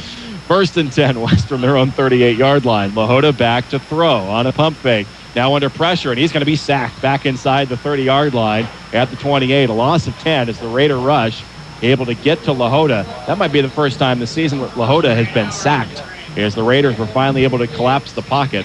They'll mark it at the 30, a loss of 8. 2nd down and 18. Sorry, Ryan. Everything okay? Yeah, everything's fine. Anything I should know about? Well, I got a text that maybe there were some issues with the radio, on the other end with hearing some of the broadcast sounded a little bit funny, but sounds like maybe they've gotten it ironed out. Okay. 8-10. Didn't mean to alarm you. No, you're fine. 8-10 and running here in the first half. Lahota with a give straight ahead to the fullback. Yeah, this is Matt Soot with the carry for a couple out to about the 33. It'll still be 3rd down and long for West Albany, 3rd and about 15. This is a case of being able to try and rest Anthony Lacoste. I tell you, that won't be the last time I do it. No. Jake Lacoste, and trying to get some other people some carries, try and just save those legs for a little bit. A couple of times already this evening, we've seen Jake sort of perched over, crouching down, hands on his knees. So trying to lighten the workload. Is Lahota going to throw a slant? It's incomplete. A little out in front of Jackson Soto with Jacob Bucher in coverage. It'll be a 3-and-out for West. Crescent Valley gets a big defensive stop. We'll get it back, trailing 23-0 with 7.5 to go in the second quarter.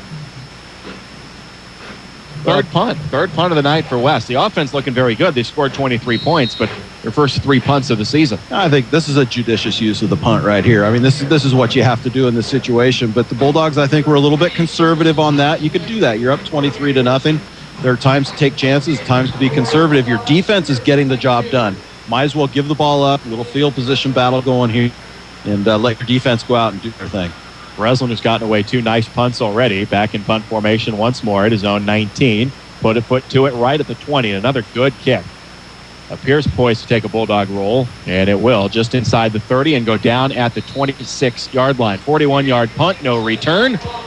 And Crescent Valley will start 1st and 10 from their own 26. Wally, one of the things that I was starting to say when we had our little mini heart attack over the reception was that the Bulldog defense was much maligned in the first 2 weeks. The Bulldogs scored 111 points. They'd allowed 69, which was in the Mid Willamette Conference. So far, pitching a shutout here in the second quarter. Yeah, they've been looking real good. And Crescent Valley hasn't really tested them deep, and that's where the Bulldogs, they had some trouble, especially against Lake Ridge, but and it was more the short, consistent pass with Pendleton, but looks like maybe they've gotten some of that shored up. Tanner Sanders to throw, looking deep, wants Jensen in coverage, and it is almost picked again. Great coverage by Anthony Thompson, getting his head around and still staying step for step with Jensen. Knocked away, it'll be 2nd and 10. Great coverage by Anthony Thompson there. He's got the speed. He's going to be able to close on anything. That time, just stride for stride with the receiver, positioned his body perfectly so that the receiver actually became the defender on that play, or Anthony Thompson could have had his 2nd pick of the game.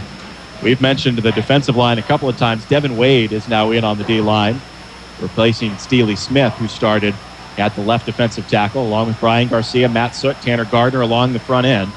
As a pitch goes right to Possessi, strung out wide, hit in the backfield and dropped as he's able to fight back to the line of scrimmage. A flag came in the midst of the play, so we'll check the penalty. Not much on the play. Not much there, and this will be a decision for the Bulldog defense. Do you take a 3rd and 10, or do you take a 2nd and 20? Because I think this is probably going to end. Oh, they're picking up the flag. It'll be 3rd and 10. No penalty, so 3rd down 10 upcoming for the Raiders. Good job by the linebackers so far tonight. Carson French, Gabe Stone, Nathan Clark.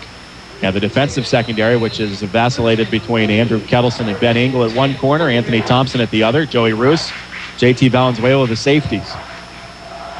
Everybody who stepped in there on defense has done a nice job tonight for the Bulldogs. 3rd down 10 for the Raiders from their own 27 right hash.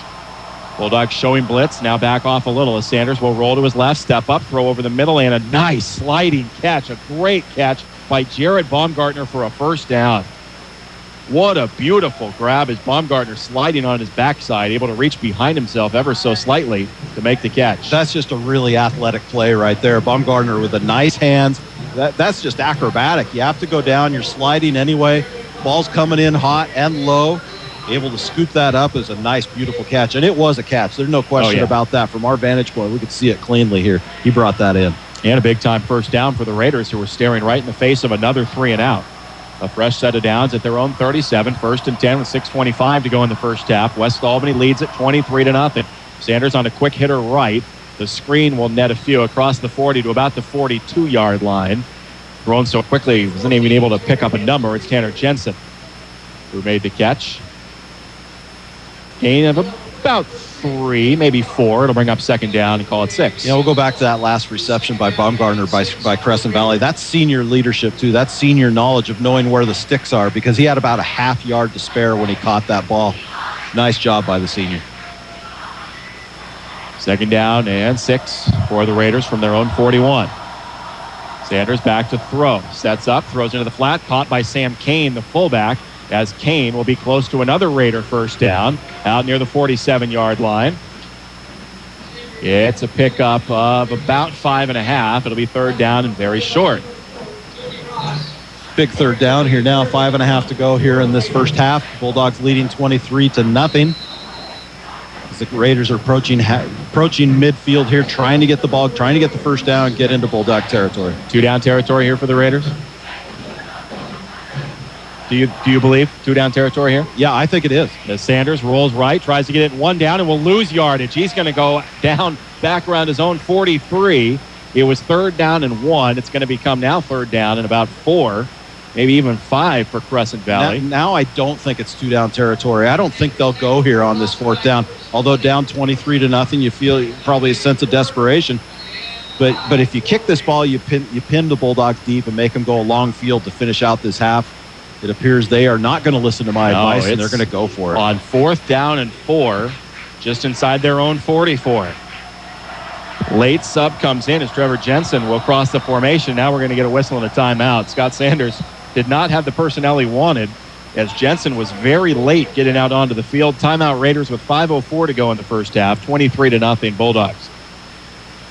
This is definitely a roll of the dice here for Crescent Valley, but they feel 23-0 that they've got to get something before the half. Yeah, I think if it had stayed, if it had been a no gain and it had been 4th and 1, that's a no-brainer. But this is a very difficult decision.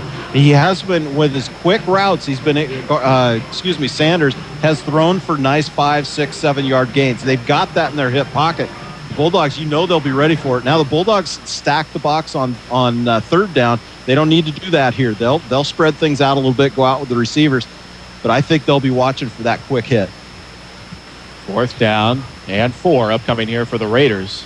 There's always the possibility that during the timeout, Coach Sanders could think better of it and decide to punt, but haven't seen any change in the huddle.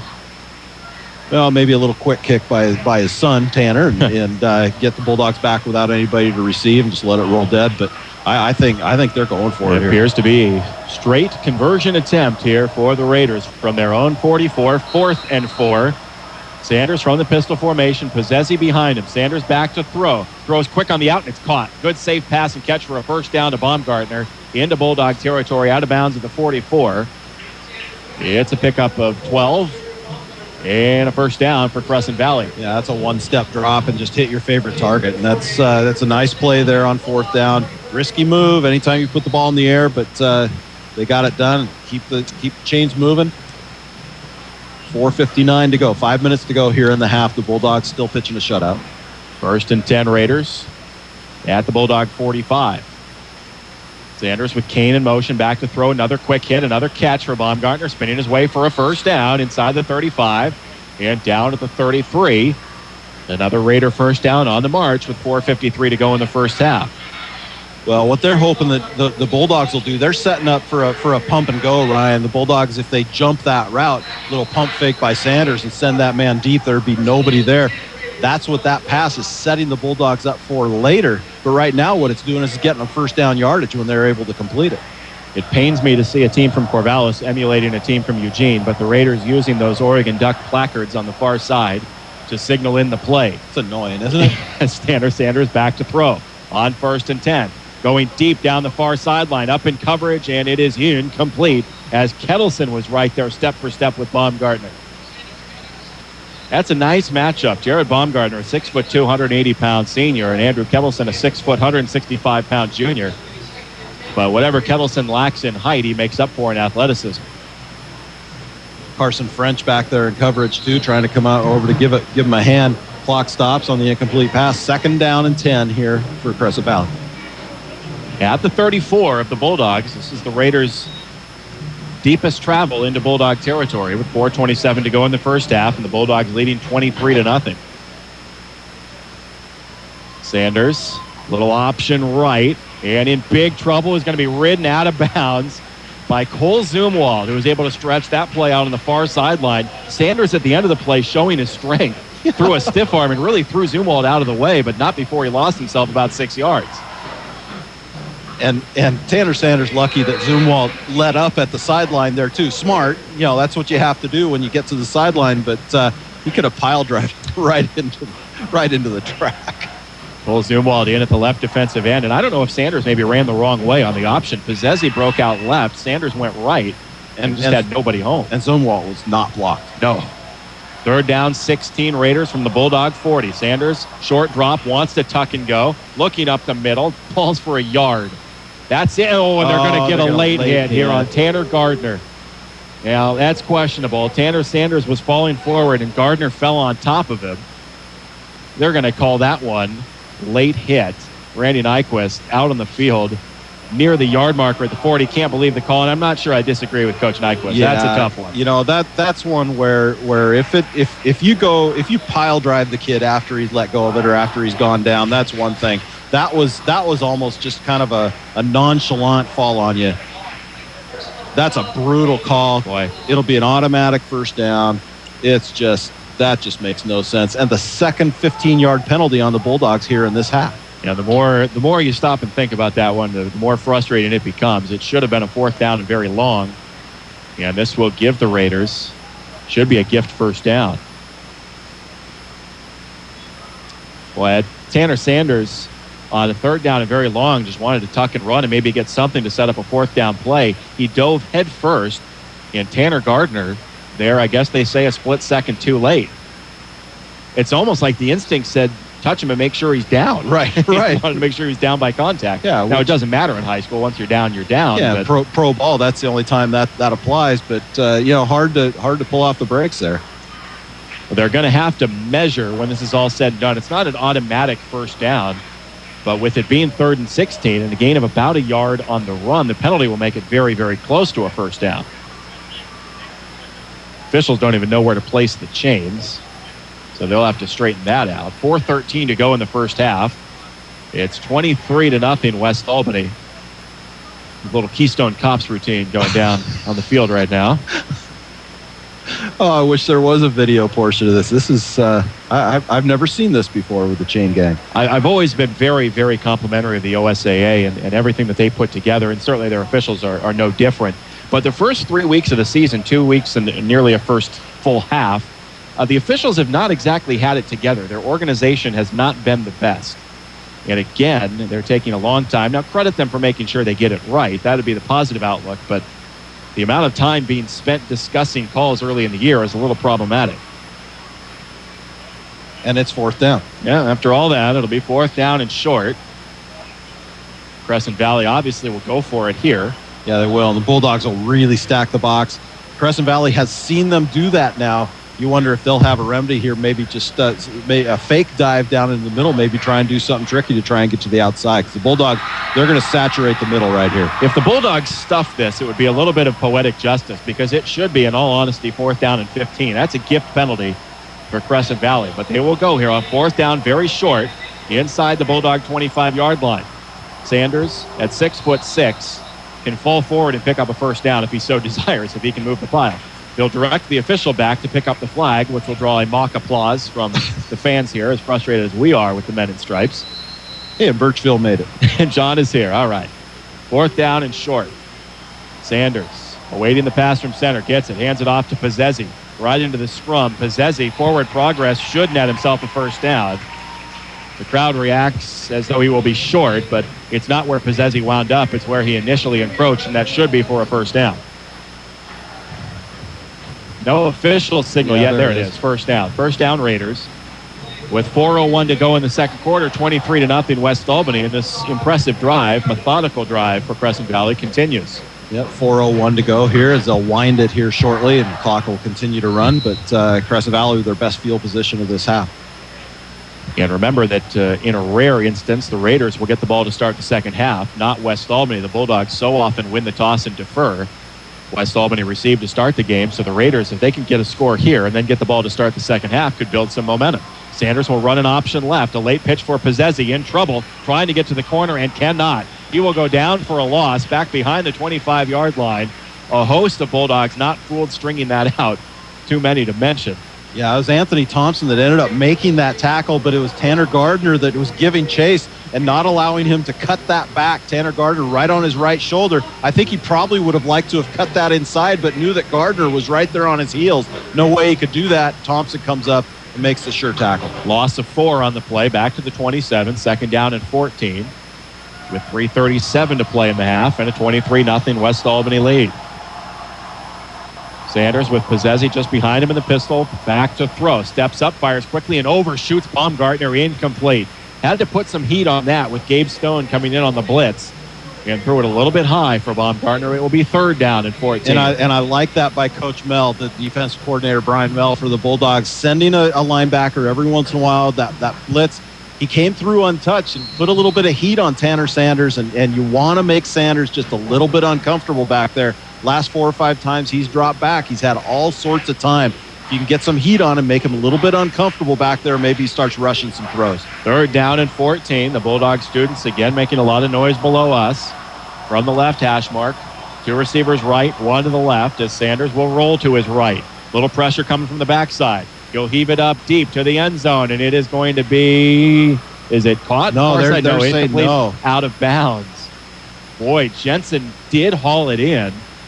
I saw the ovation go up opposite us from the Crescent Valley faithful and was a little concerned that he had come down inbounds. He made the catch, but out of bounds. Yeah. It'll be 4th and 14. Just a little too close. Had Valenzuela back there in coverage, but nicely thrown by Sanders. Boy, that was a close play.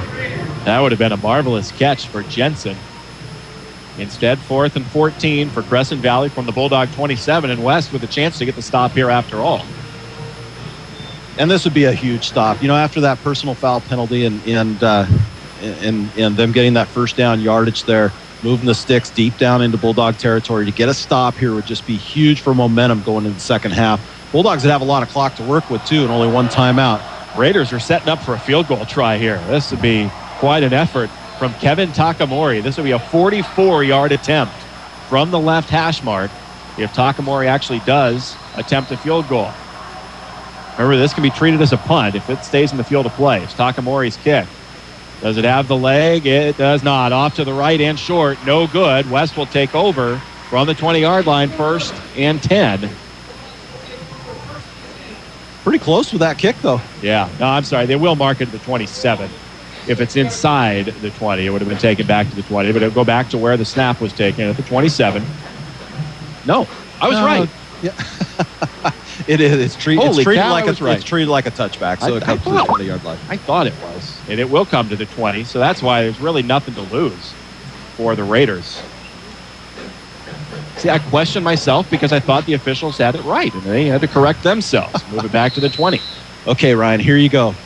With that sustained drive by Crescent Valley, Jake Lacoste has had a long time to rest. Yep. I think you're going to see them get a full dose of Lacoste here in the last 3 minutes of this half. Well, Jake gets a quick carry, and we'll keep the legs driving across the 25 out into the 27, and a very late flag will come in. And let's see if there's a late hit on this one. Yeah. It's in that area of a late hit, face mask, something along those lines. It's going to be a face mask on Crescent Valley. So this will be a Bulldog first down. Jake got 7. The face mask penalty will move it across the first down yardage. With 3:12 to go in the first half, it'll take it out to the 32, 5-yard penalty. 1st and 10 West. I just got a full window full of grandson right there.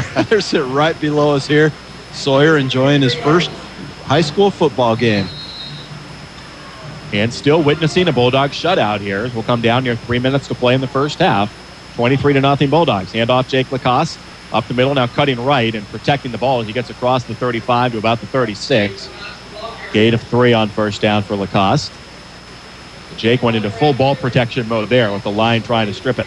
Yeah, Bulldogs with only one timeout left in this half. They've used 2 at really uncharacteristic times. And I think they'd probably like to have a couple more in their hip pocket right now. But the clock 2:40 and counting here. Austin Powell was in on the stop. It's a handoff to Jake Lacoste, rolling left, now cutting back up the middle, and he's going to be dropped at the 35-yard line. A loss of about a yard on the play for Lacoste. And it'll bring up 3rd down and long for the Bulldogs. As the crowd going into just a little bit of a lull here in the waning moments of the first half. 23-0 West, but we've been parked there for over 9 minutes of gameplay. 3rd down, 7 upcoming for the Bulldogs from their own 35. I mentioned the name of Austin Powell because you earlier mentioned the name of Virgil Powell. Those two had engaged in some jersey sharing over the last couple of years, as we learned. That's right. 3rd and 7, Lahota gives it to Lacoste, trying to get around the corner on the right side, turns it up at the 40, and will slide down with a first down, it should be. There's Jake sliding just across the first down marker. Should move the chains, give the Bulldogs a fresh set of downs with 1:47 to go in the half. Yeah, and I think we'll probably, probably we see Jake with the ball in his hands 1 or 2 more times, but then go to the air. You've softened things up there with Jake. You even put Jake out in the slot again and let him run a route. But Bulldogs here, 1.5 minutes to go, 1.5 minutes plus. Got 1 timeout that they can burn. Bulldogs would like to get in the end zone again here. Oh, you bet. They're taking their time a little bit here. As Wally said, just the 1 timeout left. As Lahota on first down, gives it again to Lacoste around the left side. Jake trying to angle it at the 45, gets near midfield, dropped inbounds, and the clock will wind. A good pickup on first down, about 6 for Jake. The clock winds. It'll be down near a minute by the time the Bulldogs get a snap. And it'll be well below a minute because Lahota had to come all the way to the sidelines to get the play. Now he'll jog it back to the huddle at the 1 minute mark. Yeah, not seeming like a huge sense of urgency here. I think Coach Nike was probably thinking if he can just get one big break play, maybe crank out 20 yards on one play, then maybe he'd go into that urgency mode. 47 seconds as the Bulldogs take a snap and send Lahota back to throw. Throwing it downfield, high tip twice and incomplete. Jackson Soto tipped it the first time, almost tipped it right to his teammate Brendan Breslin. Off his fingertips, incomplete. It'll be 3rd and 4. A lot of Bulldogs out in the formation. Matt Soot was in the flat. Jackson Soto was behind him. Brendan Breslin was behind him. Lahota picked the one in the middle, very nearly got it to the deep man, Breslin. It will be 3rd and 4 upcoming from midfield. Got an update from Lebanon, Ryan, in a high-scoring affair. Man, halftime, Lebanon leading South Albany 32-21. Wow. Defense optional. South has piled up some points the first couple of weeks. They really have. Gave up 62 to McKay the first week of the season. Scored 49 last week in Rowdy North Eugene. 3rd down 4. A pitch to Jake Lacoste, looking for space at midfield. Cutting it up. We'll have a first down and more on the sideline and out of bounds. Holland able to bump him out. Now let's see where he stepped out. Did he go out before that final contact? They will say no, and it'll be a first down Bulldogs at the Raider 35-yard line. I thought maybe they had blown the whistle back about the 42. They give him 15 near the 35, 1st and 10, 33.6 seconds to go in the half. Yeah, from our vantage point, it's tough to see that sideline with the Bulldog players there in the way. Wouldn't begrudge them that. They're more than welcome to stand there, but couldn't really see if he had stepped out. And West will take a timeout. Timeout, and their final timeout of the half with 33.6 seconds to play. So now it's crucial that you either get a first down or you get out of bounds. And that's what Randy Nyquist will tell his team in the offensive huddle. Bulldogs leading at 23-0, but no doubt looking for some more heading into the locker room. As this is a much anticipated league opening showdown with Crescent Valley has been a one-sided affair so far. West trying to assure that it stays that way. Yeah, West, the goal for Coach Nyquist in this particular series right here was to keep the chains moving enough not to give Crescent Valley the ball back. He'd be perfectly satisfied to go in 23-0 in this game, not let Crescent Valley have another shot with Tanner Sanders' arm. That being said, they've moved the ball just well enough now that it starts entering your mind. Okay, can we get to the end zone again? They're 35 yards away here. They have no timeouts left, but they've got, obviously, they've got the connection between Lahota and a host of receivers, and you've got Jake Lacoste. A lot of weapons there to try and get in this last 33 seconds here to try and get in the end zone again. It'll be a 1st and 10 for West Albany, just outside the Crescent Valley 35 with 33.6 seconds to play first half. Jake Lacoste comes back in as the tailback. Matt Soot is the fullback. Soto and Kettleson, receivers to the right, Breslin to the left. LaHoda on a handoff to Jake. Around the left side, shedding a tackle. He works his way to the 30. He's at the 25-20. He's at the 15-10. He's at the 5. He tiptoes just out of bounds. Inside the 10, they'll mark him out at the 7. 1st and goal, West Albany. And only 10 seconds come off the clock on that play. Now you're in business here. You still have no timeouts. You still have no timeouts as I wave goodbye to my grandson here, son Perry. But now you've got 23 seconds, 24 seconds that you can work with here still. You know, you could keep this on the ground. You could spike it after you don't get it, if you don't get it. But Bulldogs, they've got all sorts of options here. 1st and goal, left hash mark from the 7. LaHoda under center. Quick snap, give it to Jake. Try to change direction up the middle. We'll go down for a loss, and now you got to hurry. 18 seconds, 17. The call out, you got to take it and spike it here.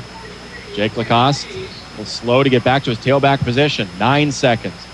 8 seconds, 7 seconds. Take the snap and spike it with 6.4, and they'll see if they bring out Matt Wiest or take a shot at the end zone.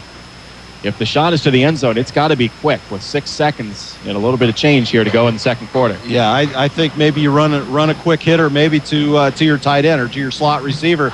You've got Jackson Soto out there that you could throw a quick slant to, maybe get him in the end zone.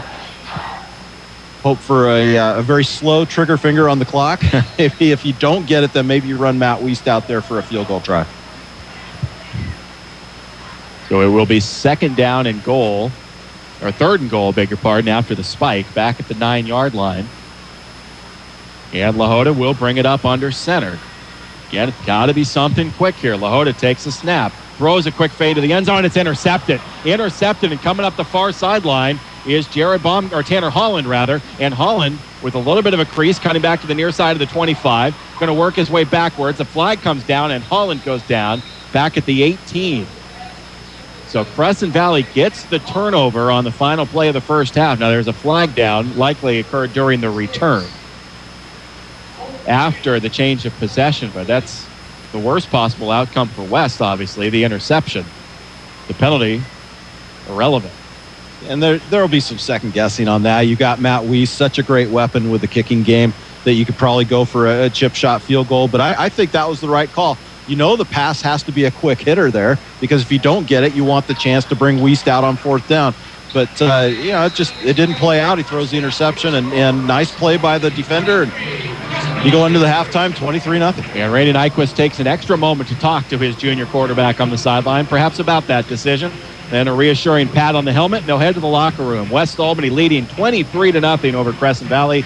We'll take a break and return here at 920 KSHO. The short drive to Corvallis will save you time and money. This is Steve Buckner from Wilson Motors, inviting you to experience the notable difference at Wilson Motors, 5th and Buchanan in Corvallis. Check us out at saveatwilson.com. Making life easier and more productive, that's what Lynn Benton Tractor can do for you. And it all begins by discovering how the full line of Kubota equipment can help. Benton Tractor, we're still doing business the American way. Highway 99E Tangent. If you'd like to do it yourself or need helpful advice doing it, your neighborhood Ace Hardware and Contractor Center can help. Economy Supply Building Center has been that helpful place for over 58 years. Economy Supply Building Center, where Highway 34 becomes Tangent Street in Lebanon. Need some electrical work in your home or business, but it just seems like too small of a job to call the pros? No matter what the job, call City and Suburban Electric. Proud to be a contributing member of our community. City and Suburban Electric. Call 451-5609. Lassen RV at Albany has the new RV models on the lot now, ready for you to buy. Lassen RV Service Department has a new truckload of parts and accessories on sale just in time for fall fix-up. From changing a light bulb to rebuilding your entire RV. No job is too big or too small for Lassen RV in Albany, where friends send their friends. Join the fun at the Albany Athletic Club. Group fitness classes from low-impact dance to traditional circuit training, plus racquetball and more. Watch your waistline shrink and your health improve every day. Start now at the Albany Athletic Club on Hickory next to Tom's Garden Center. 920 KSHO. This is Tom Gerner at the KSHO Sports Desk. Right now we got some updates for you. It's Marist over Ashland, 33-0 in the second. Churchill over Eagle Point, 7-0 in the second quarter. It's Hermiston over Sherwood, 7-0 in the second. Summit up on Klamath Union, 7-3, also in the second. North Eugene, they lost to South Albany last week. Well, they're taking it again, 7-6 over Marshfield. Over on the other side, we have Silverton over Dallas, 27-0. That one is just entering the half. St. Helens, 7 over Liberty, nothing. That's in the first still. Crook County over the Dalles, 14-0 in the second. Wilsonville over Park Rose, 21-0 in the second. Corvallis over Woodburn, 28-6, also in the second. Sprague and Mountain View. Mountain View up on Sprague, 7-6. Sprague, of course, a 6A team out of Salem. And right now, over at Lebanon High School, updated score, 32-21 Lebanon at the half. Back to you guys at West Albany High School. Thank you, Tommy. Halftime here at West Albany High Memorial Stadium, 23-0. West Albany leading Crescent Valley. Mentioned that Corvallis was handing it to Woodburn tonight. Woodburn will be the next opponent for West Albany. That long trip up the I-5 corridor to the home of Outlet Mall USA. Woodburn, Oregon, next Friday night. And then off to Silverton the week after that. Back-to-back long trips for us and for West Albany. The business at hand here, a 23-0 halftime lead for West over Crescent Valley. We talked about this game maybe being a showdown for early driver's seat status for a league championship. The Bulldogs have asserted themselves very, very nicely in the first half. Yeah, they have, and they've done all the things that a good football team will do, and they really haven't allowed Crescent Valley to do the things they do well, which is Tanner Sanders getting himself, being able to roam around, find receivers. He has gotten loose a couple times. He's not going to beat you with his legs. It's always going to be with his arm. He doesn't take a ton of hits in a football game. We knew that about him, and he's had very little contact so far in this game. The one main contact he had was a supposed late hit by Tanner Gardner. I mean, very, very few times that Tanner Sanders has even been touched, and that's to their benefit because they keep him healthy. This Crescent Valley offense will roll as Tanner Sanders rolls. Defensively, you know, Crescent Valley, they have forced some West Albany punts. It's something we haven't seen. But the other thing that's happening is West Albany is resting Jake Lacoste every once in a while. Coach Nyquist really using his offensive scheme judiciously. I mean, I've used that word a couple times tonight, but that's what it is. Because Jake Lacoste has been getting his rests at periodic times during the course of the evening. We've seen Matt Soot run the ball. We've seen Hiram Crook run the ball. We've seen Valenzuela run the ball. And it's just, I like the mix. And the Bulldogs have put the ball in the air more than probably we've seen them do at any time in the last 2 or 3 seasons. I just with 3 or 4 passes even in that first series, including the touchdown pass to open the game. So good first half for the Bulldogs, and unfortunate that third and goal, they weren't able to get in the end zone on that last play, the interception thrown. But instead of 30-0, it's 23-0. The Bulldogs in great shape. And the offense clicking again. The offense that had scored 111 points in the first 2 games of the season, scoring 23 in the first half. But the bigger story would be the defense.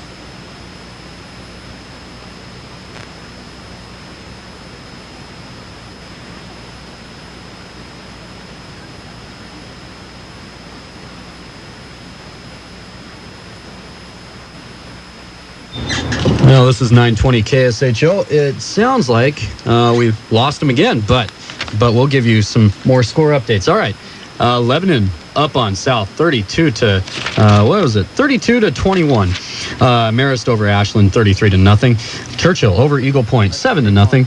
Oh, hey, we got him back.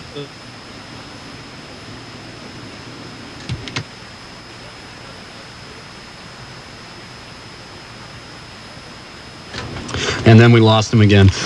We also want to remind you on the update on I-5. The northbound lanes of Interstate 5 are closed right now at Highway 217. That's exits 292A and B up in Lake Oswego. It was after a motorcycle accident on the freeway near Macadam Avenue.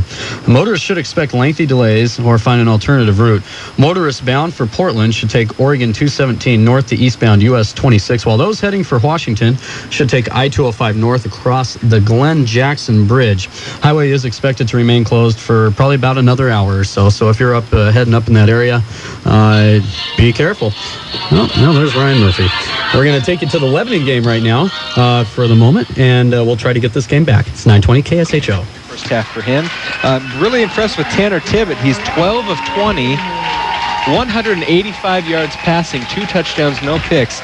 Gable is the leading receiver for them. 4 catches, 2 touchdowns, 145 yards receiving from Mitchell Gable in the first half. They had, they were 4 of 7 on third downs. Quickly for the Warriors they were 3 of 5 on third down, so that's good for them.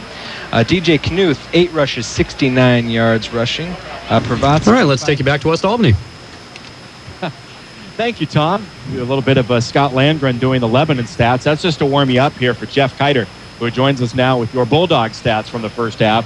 23-0, Jeff. West Albany with the lead. Another good half for Jake Lacoste. To the Bulldogs, good balance between offense and defense. Yes, and we'll start out. Jake in the first half, 169 yards on the ground, 21 carries. Also, Jake caught a 49-yard touchdown pass. So far, not a bad year for Jake. Few touchdowns rushing, a passing touchdown, and now 1 through the air receiving. Also, JT Valenzuela had 3 carries for 7 yards. Matt Sitt, 2 carries for 15. And Cody Lahota had 1 carry, consider a sack a carry. The Bulldogs had 27 carries for 183 yards in the first half.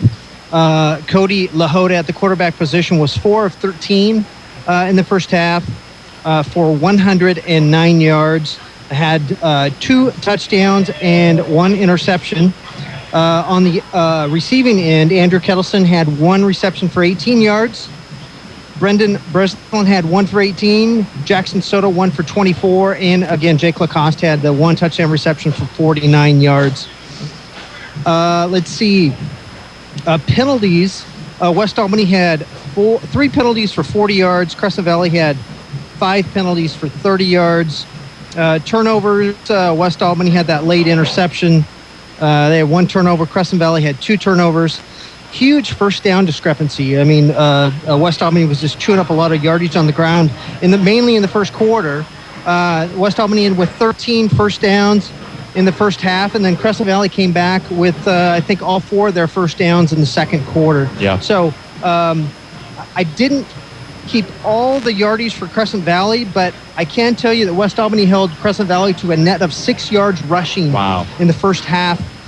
Tanner Sanders at the quarterback position for Crescent Valley was 5 of 10 for 48 yards, and he also threw an interception.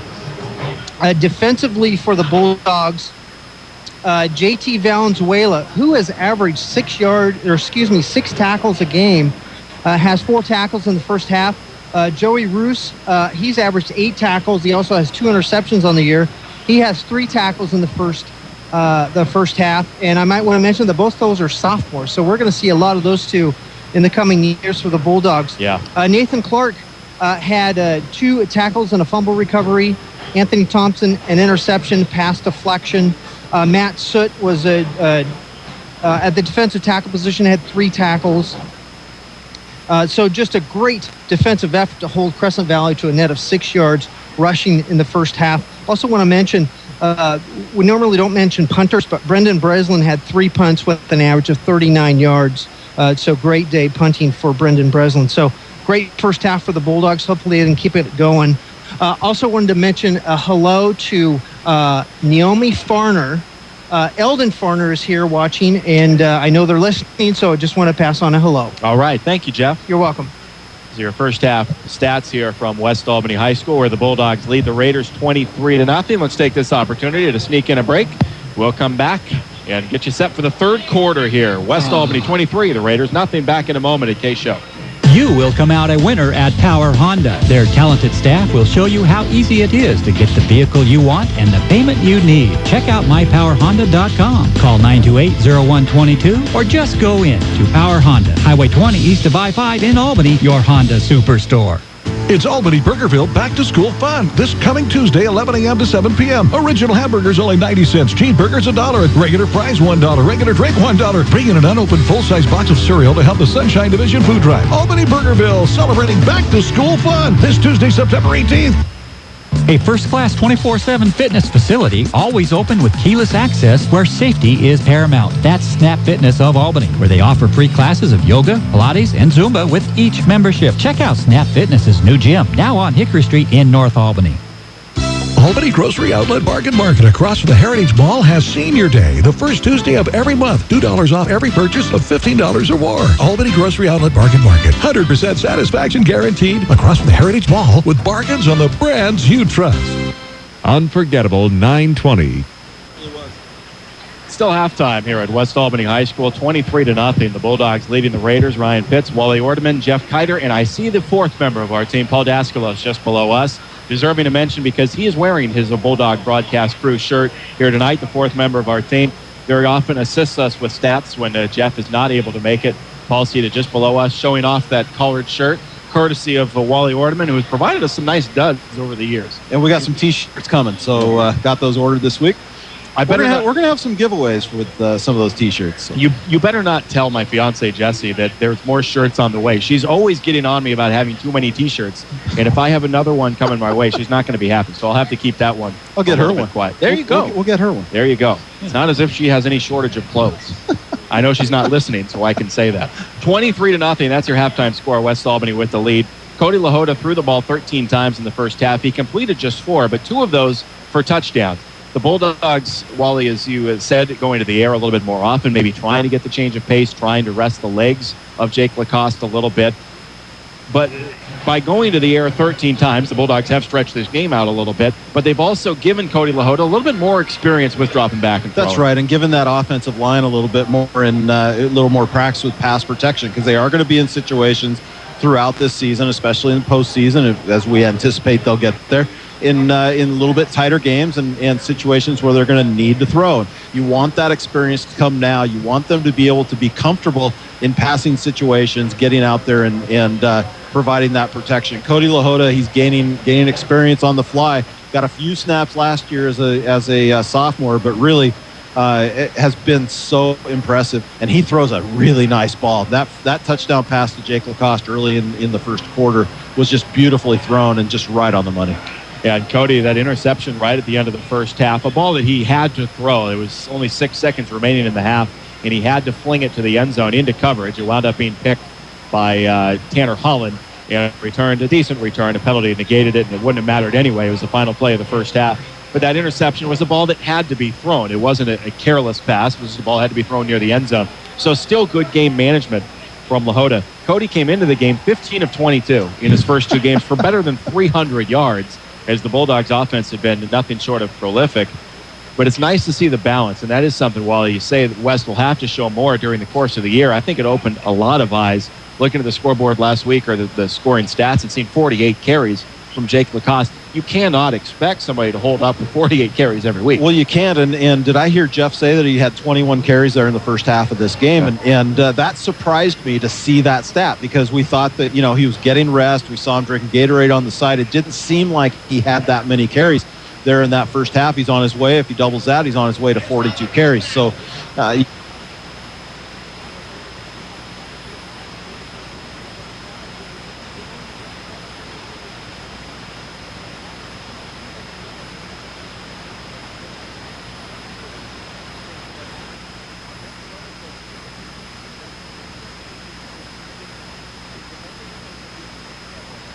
start the third quarter. Once they finally get it started, they're going to set the clock back here to 3 minutes, as they very often do. It runs down to 0, and then they put 3 back on. It's kind of the 3-minute warning almost at halftime. So still a couple of minutes here until the third quarter begins. Let's go ahead and take a timeout. Oh, no, let's not take a timeout, because you've got a coach profile here, Wally. We forgot about it last week. I almost forgot this week. You've got a profile, and it looks like Brian Mell is the one. Brian Mell, the defensive coordinator for the Bulldogs. Let's talk about him a little bit. Defense coordinator and coaches, specifically the secondary. He's got 5 years of coaching experience, and he's in his 3rd year here at West Albany. His coaching experience prior to West Albany was at Churchill High School, where his dad is the coach, and certainly successful there at Churchill. He played college ball at Linfield College. I believe was an All-American, and I want to say the linebacker, maybe strong safety at Linfield. He didn't put that on here, but I think I'm pretty sure that's accurate. He says his pregame ritual is to find a quiet place and relax and focus mentally, kind of like we do up here. Oh, sure. Yeah. He says that he lists as his family, his wife, Emily, and our listeners will recognize these names, Doug and Pam Ryan, their daughter, Emily. Doug and Pam, longtime Albany, and their daughter, Emily, a teacher at West Albany, is Brian Mell's wife. All right. And we asked the question on these profiles, your biggest fan that might be listening to the broadcast. He says, Mom, but she's probably at my dad's game. Yeah. So probably not listening. Maybe she'd listen on the rebroadcast on KGAL.com. So that is Brian Mell, defensive coordinator, in his first year in that role for West Albany. Yeah, Brian Mell, the defensive coordinator for West, his dad's team, the only team that's higher scoring in 5A than West Albany coming through the first 2 weeks. So I don't know how many discussions they have about defense. Churchill had a big one tonight. I believe it was Eagle Point, a matchup of a couple of top 10 teams doing battle. And Brian, I'm sure at the end of the night, will take a peek and see how Churchill did. Keep an eye on his dad's team. His team, Brian's team, leading 23-0 here as we're getting set to start quarter number 3. For new and used, foreign and domestic auto parts, choose B&R Auto Wrecking. You can just log on to autowrecking.com. And remember, if you own a car, a truck, or car, think B&R. Nicely done. Oh, I thought you had something that you were... Nope, I got nothing. Okay, you got nothing. You got nothing. We got nothing. We're getting ready to start the third quarter. I could say hi to somebody. Carol Young. Go for it. You always have hello. Carol Young listens to our broadcasts week after week, and I very rarely get to say hi to her, so I'm going to say hi to Carol Young. Used to be the secretary at my place of business, and just listens to us religiously on Friday nights. Looks forward to it each week, and talked to her this week, and she said she'd be listening, and I said, well, you know what? We're going to tell you hi. Well, I'll play it safe then if we have a second, and just in case I'll say hello to my boss down in Eugene, Dan Lacoste, uncle of Jake Lacoste and his wife Di, if they may happen to be listening. Hello to them. I know they tuned in last week. Dan has an app on his phone that allows him to pull it in even when he's driving in his car. He can just pull it right up on his phone. No matter where he is, he can pull it in. So then I have to find out what app that is and get it for myself. It sounds useful. But hi to Dan and Di if they happen to be listening. 23-0 West Albany as we'll get set to start the third quarter finally. Matt Weiss will have it teed at the 40. Crescent Valley will get it to start the third. Now, Jodison Lassen deep for Crescent Valley, and he's had a couple of very nice kick returns. I would be surprised if Weiss put it in his direction. Yeah, and Matt Weiss has been trying to put it in that pocket, that little gray area there where there isn't anybody, but last time Crescent Valley able to come up and a little bit too much air under the ball, came up and fielded a nice return. Weiss, I'm guessing, will try and do that again. Been lining up square away, though. Hasn't been going with the soccer-style kick tonight. Evidently been working on some things in practice. He's going straight away. So Matt Weiss still waiting for the go-ahead. As apparently we wait for a TV to return, and then we can finally go live here. Official on the far side talking to Scott Sanders for about the last 4 minutes. Finally, they will end their conversation. They have apparently decided on Chedichis for dinner after the game, and Matt Weiss will now tee it up and go to work. I've heard it's a good spot. I've been told it's just down the street. It's a good post-game destination. That's right. That's right. I've heard that as well. And the Belmont Steaks is the other restaurant there, restaurant/bar at Cedichis, the new Cedichis. You may see us down there at some point after a game this season, if the game ever ends while they're still open down there, because these games have been lengthy. Matt Weiss has it teed. Lassen deep along with Austin Kearns for Crescent Valley. The Bulldog students ready to go. And thankfully, we are ready to go. Weiss scans the special teams and will begin the long approach to the ball at the 40. Puts the foot to it and sends it deep in the direction of Austin Kearns, who makes the catch at the 10. Far side 15 at the 20. Up the middle at 25. And he'll fall to the 30. A 20-yard return for Kearns. 1st and 10 Crescent Valley to start the third quarter. And much better coverage by the Bulldog kick coverage team there on that play.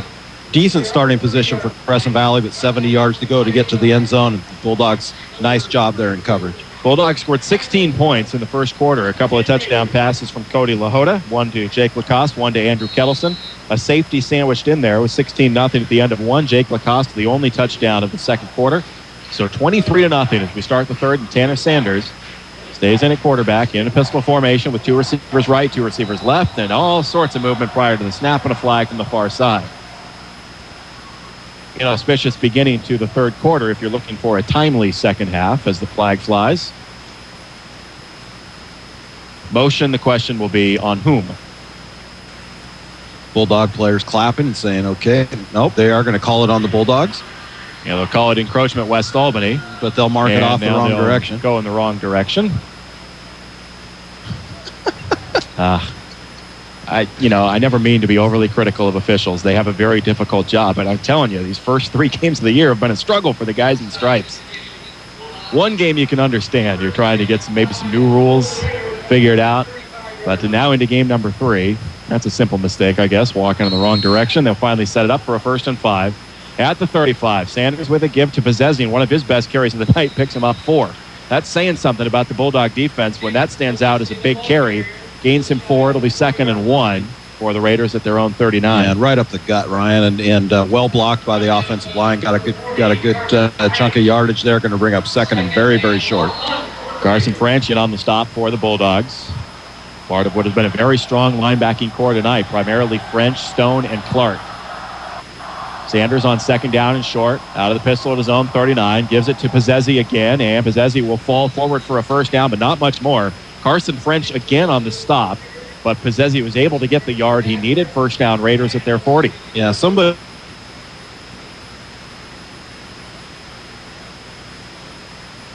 tackles. I didn't get to hear the defensive numbers that Jeff was saying. Carson French, he's flying around this field. Along the defensive line, Gardner, Smith, Soot, and Garcia. Thompson and Kettleson right now the corners, with Roos and Valenzuela the safeties, and another whistle. Having a little trouble with the chain on the other side, I think. The links got all bound up is what it looks like. They're trying to fix it. A little bit of everything down there tonight. 1st and 10 Raiders from their own 40. 1 minute gone by in the 3rd quarter. Sanders with Taylor and Jensen to his right. Baumgartner to his left. Takes a snap on a play fake. Throws the quick hitter near side. Dropped by Jensen. Incomplete. Bulldogs alertly flying to the ball just in case they ruled it a lateral. Clearly a forward pass. Incomplete. 2nd and 10. Boy, and Tanner Gardner got that paw out there. Looked like maybe he might have even gotten a little bit of a tick on that ball. But, boy, if he'd been able to even just tip that up in the air, he would have had nothing but green in front of him.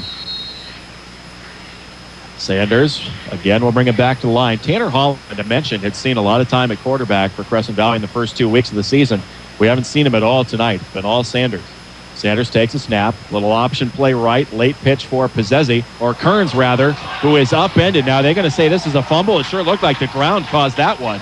The Bulldogs are on the ball. Are they going to say Bulldog ball? I don't believe so. They got to say the ground caused that. And they aren't saying anything right now. They're not motioning anything, but I think they're going to say that this is 3rd down. No demonstration from the official of who would keep possession, but very clear that the ground caused that fumble. Very easy. Sorry, Ryan. Very easy for a referee to just point to the ground. It tells everybody in the stadium that the ball is down. Sure, and they didn't do it, but it will stay with the Raiders. 3rd and 6, just shy of their own 45. Kearns was upended when he hit the ground. At elbow, hit the turf, and the ball went flying. The Bulldogs picked it up, and many optimistic fans on the Bulldog side thought it would be their ball. 3rd 6, Raiders from 45. Sanders back to throw. Fires far side to tall and incomplete. Intended for Jensen. Overshot him. It'll be 4th and 6. And the Raiders facing a punt on their first possession of the second half. Yeah, and Tanner Sanders, I think he was hearing some footsteps, put a lot of heat on that ball, and I think got rid of it earlier than he wanted to. Gabe Stone was starting to give chase. I think he probably saw him out of the corner of his eye and said, you know what, I got to get rid of this now. Valenzuela deep with Brad Taylor set to punt it away.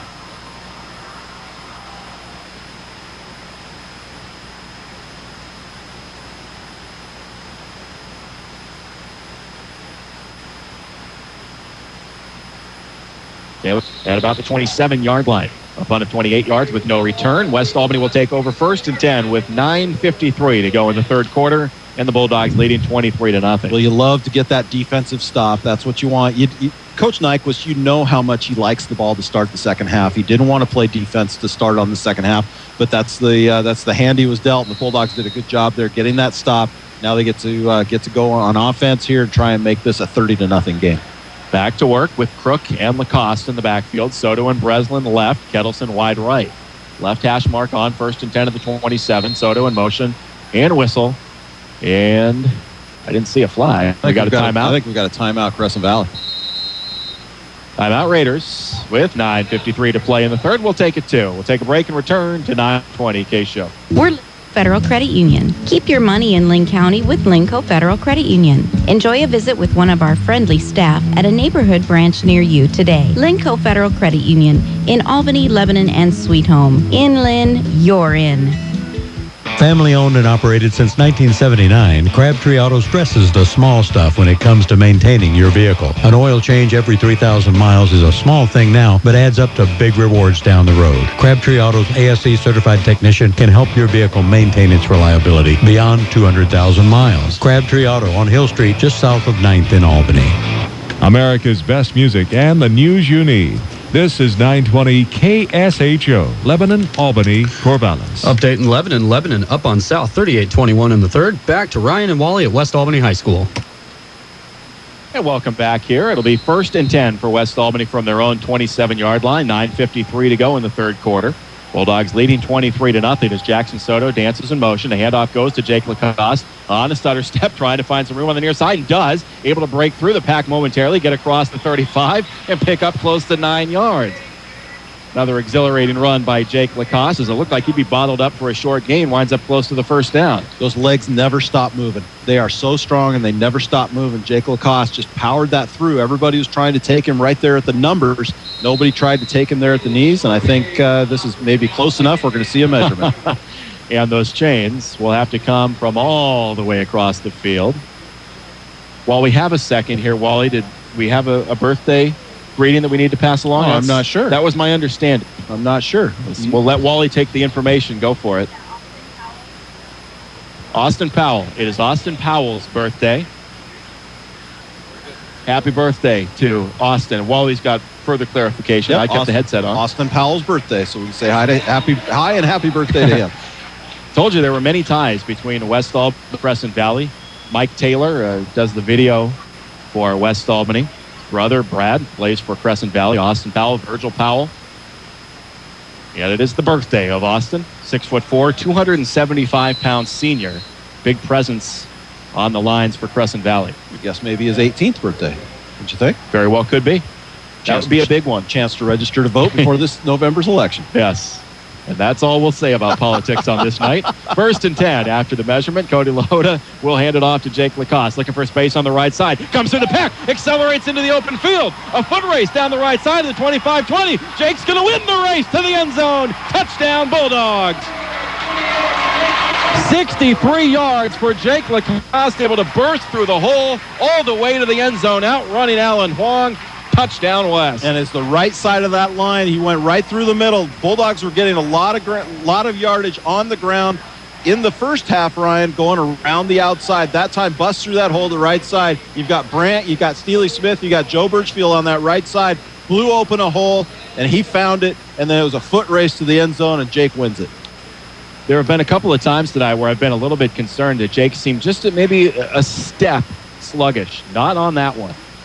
He was able to blast his way to the end zone, 63 yards on the run. Matt Wiest on for the point after. The snap good, the hold good, the kick good. 242 more yards for Jake Lacoste, and a long way to go tonight with 9:17 to go in the third. It's the Bulldogs 30. The Raiders nothing. We'll take a break and return to KSHO. Now is the time to buy a car at Mark Thomas Motors. 4 generations in the auto business and here to stay. Mark Thomas Motors is big on supporting local events. 3 locations in Albany, Dodge, Chrysler, Jeep, Hyundai, GMC, Buick, Pontiac. Now is the time to buy a car at Mark Thomas Motors in Albany. Just like the Bulldogs, Courtesy Corner Shell gives you everything they have every time you drive in. Fast and friendly service, windows always clean. Biodiesel and non-ethanol fuels are available. You can't beat Courtesy Corner Shell on Pacific Boulevard. Go in to find out. Unforgettable 920. Now 30-0 West Albany. Current star Jake Lacoste with a 63-yard touchdown run, his second touchdown run of the night. And a former West Albany star pointed out to me during the break, Colby Prince down on the West Albany sideline. I was driving up to a wedding last weekend during the Oregon State-Wisconsin game, and it was very nice to hear Mike Parker say West Albany High School 3 different times. He said it twice for Colby, once for John Braun. As Colby Prince in his senior season has become the starting tight end for Oregon State. He was a tremendous receiver during his time here at West. A huge target at 6'6", and now starting to tight end for the Beavers, who had an impressive win last weekend, 10-7 over Wisconsin. A bye week this week. So Colby checking out his alma mater here and liking what he sees so far, I'm sure. Haven't spotted him. Right down on the sideline in the gray shirt there. Ah, very good. Matt Wiest set for the kick. The short approach and a pooch. That will be touched by an up man, fielded at the 30, and paying the price is spinning away momentarily with Jacob Bucher, and then he is hogtied. A group of Bulldogs, Carson French there, no real surprise based on how often French has been in on a tackle. The Raiders will take it from their own 28-yard line, 1st and 10. And Matt Wiest did a really nice job with that kick. They've decided they're not going to go deep with those. I think we'll see that the rest of this game. Kick it to an up man, and basically the same starting position that Crescent Valley had on their last drive here. Bulldog defense gets to go to work again. 9:09 to play in the third quarter. Crescent Valley certainly did not expect this. They obviously had a lot of respect for West Albany. Did not expect to be in a 30-0 hole early in the third. But Tanner Sanders, with trips to his left, Baumgartner to his right, may have to go to the air more often. On first down, they give it to Possessi, and he is hogtied by Matt Soot. Form tackle by Soot and a loss of 3 on the play back to the 25. Yeah, Crescent Valley's going to go back and look at tape, and they're going to say, okay, why couldn't we figure out to double team Matt Soot? You know that he's getting in there. He is. You can't just single team him. Not one man is not going to be able to block him. He just shed that blocker right there and makes a sure tackle. Beautiful play by Soot. Soot has been terrific on the line. Devin Wade and Steely Smith have kind of alternated time at left defensive tackle. It's Wade in there right now. And another whistle, as maybe it looks like a uniform deal. Devin Wade is going to come to the sideline, and Steely Smith. I guess it's opportune that I mentioned that they were alternating time. They're alternating on this play. Alternating as we speak. As Steely Smith comes in, Devin Wade comes out for a play, and they will have to check the helmet. Something askew on the helmet of Wade. As Gardner back to throw on 2nd and 13. Has some time, sets up, fires deep, and incomplete, actually off the helmet of Jared Baumgartner. In a foot race down the near sideline with Andrew Kettleson, Baumgartner had to go right off the top of his lid. It'll be 3rd and 13. Nicely played by Kettleson. I tell you, defensively, Kettleson has shown so much improvement this year. His timing is very good. He's looking back at the ball at the right times. He just seems very confident back there in his position. Yeah, Kettleson and Thompson doing a very nice job on the corners. Joey Roos with 2 picks through 2 games. The Bulldog defense, which we had questioned a little bit through the first couple of weeks, doing a very, very nice job here tonight. 3rd down, 13 for the Raiders from their own 25. Sanders back to throw. Going to step up, heave it deep again. He's got a man out there. It's caught by Brad Taylor for a first down into Bulldog territory and out of bounds inside the 40 near the 35. Big play, biggest pass play of the night for the Raiders as Brad Taylor is able to haul it in. Yep, just got behind the defenders there. Nice pass, nice catch. No run after the catch. Bulldogs with the sure tackle there after the catch, but nice play by nice pass from Sanders. I didn't see Mike Taylor tonight as I came in. I don't know if he's right above us. He generally is, but he's got to be a little conflicted as that one's hauled in by Brad. A big play to the 36, 1st and 10 Raiders. 30-0 West Albany with 8:15 to go in the third.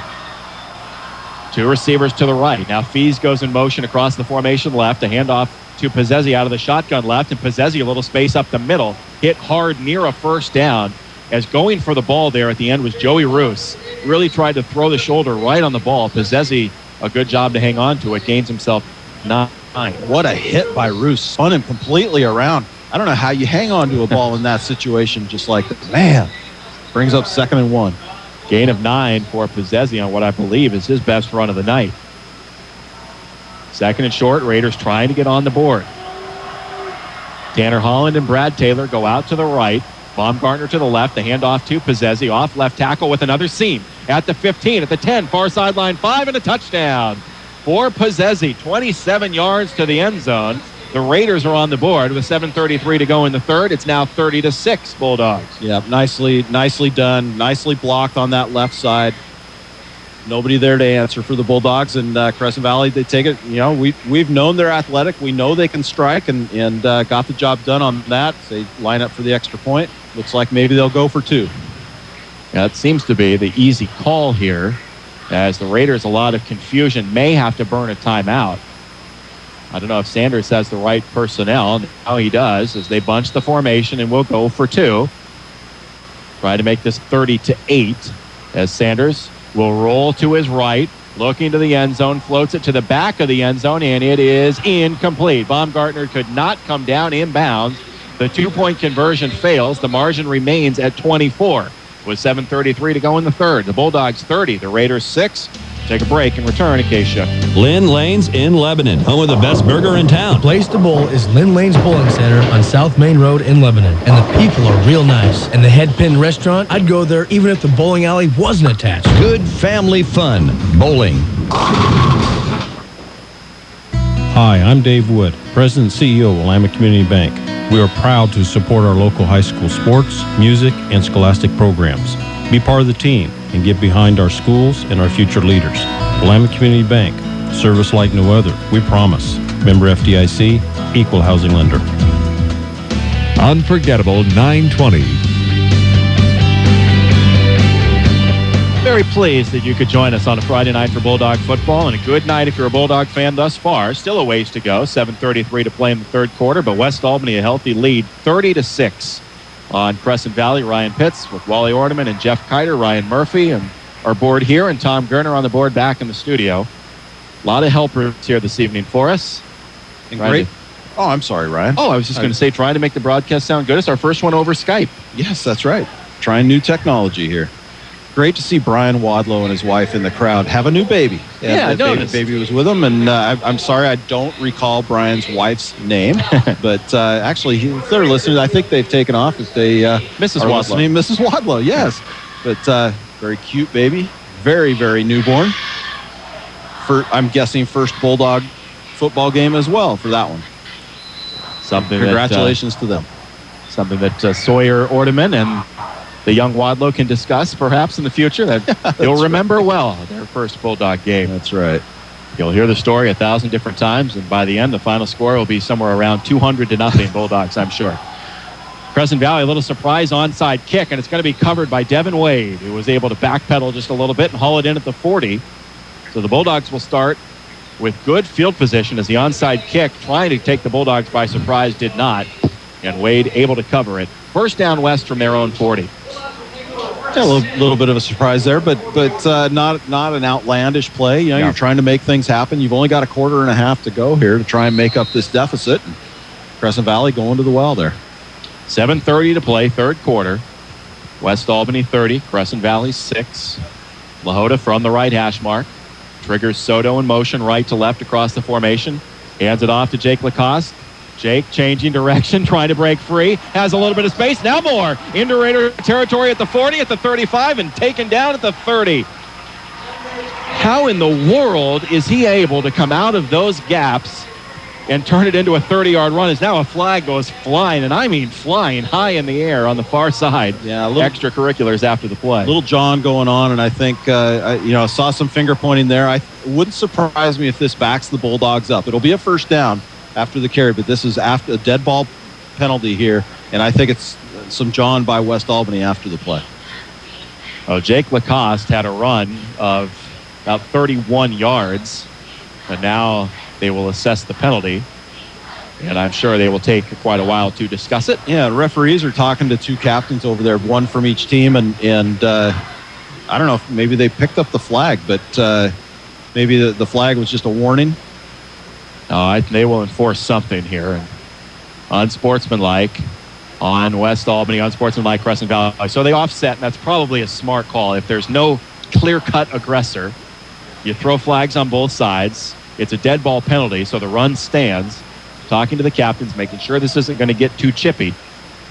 These are two heated rivals in a game that was anticipated to be a matchup between two heavyweights in the league, and West Albany has dominated it. So it'll be the start of the game where Crescent Valley might start showing some frustration.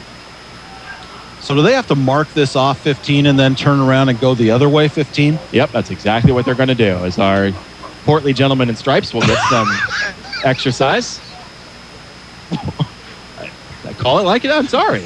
Call it like it is. You are in the position where you have to paint a picture of what's going on Exactly. on the field. And that was well played right there. Now the Bulldogs. Everybody in the press box. Almost saying, really? Almost in a mocking gesture, the Bulldogs backtracked into their huddle and now will come back to the line and regroup themselves. 1st and 10 from the Raider 27 as we finally get back to live play. Soto in motion, right to left. Handed off again to Lacoste. Jake trying to change direction, and this time can't get going. He'll be bottled up and thrown for a loss. And the bodies will unpile, and no shoving this time. A loss of about a yard or two. Bring up 2nd down and 12. You have a fan that just texted me and said, gave me the LOL. And that was for you, not for me. Oh, man.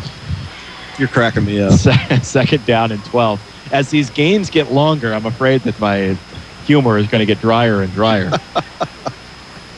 2nd and 12 at the Raider 30. Again, Soto will come in motion right to left. Lahota with the I formation on a pitch this time to Lacoste, coming left. Looking for a wall of blockers. Now going to turn it up at the 30, at the 25, and tiptoes his way out of bounds.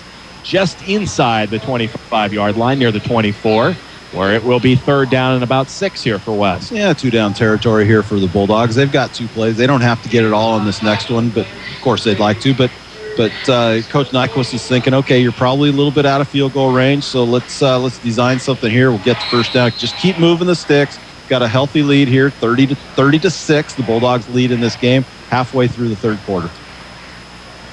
I formation from the left hash. Matt Soot now the fullback with Jake Lacoste behind him. Again, Soto comes in motion. Now will dart back to his right as Lahota gives it to Jake Lacoste. Little hesitation move. Now Jake bursts up the middle, has a 1st down inside the 15. A flag flies from behind. As Jake goes down at the 11, the flag from well behind the play. We'll have to sort this one out. You know, where it was thrown, yep, it is. It's going to be a hold. It's going to come back, and it's going to be very interesting where they say this was. The flag landed about the 20-yard line. They march that back. It's going to be 3rd down again. It's going to be about 3rd and 12. Curious position for a holding flag coming from well behind the play. It's a good 10 yards behind the play. It was a nice run by Jake, and really, really too bad. It was a productive run. It got the 1st down yardage, and again, they did it right up the gut of that strong offensive line. Yeah, this is the whole kind of if a tree falls in the woods sort of thing. If a hold occurs 10 yards behind a run, do you really have to throw a flag? Isn't that the truth? I will concur absolutely. The answer is no. That's not a rhetorical question. That answer is no. 3rd down and now about 12 for West as it backs it up to the 30-yard line.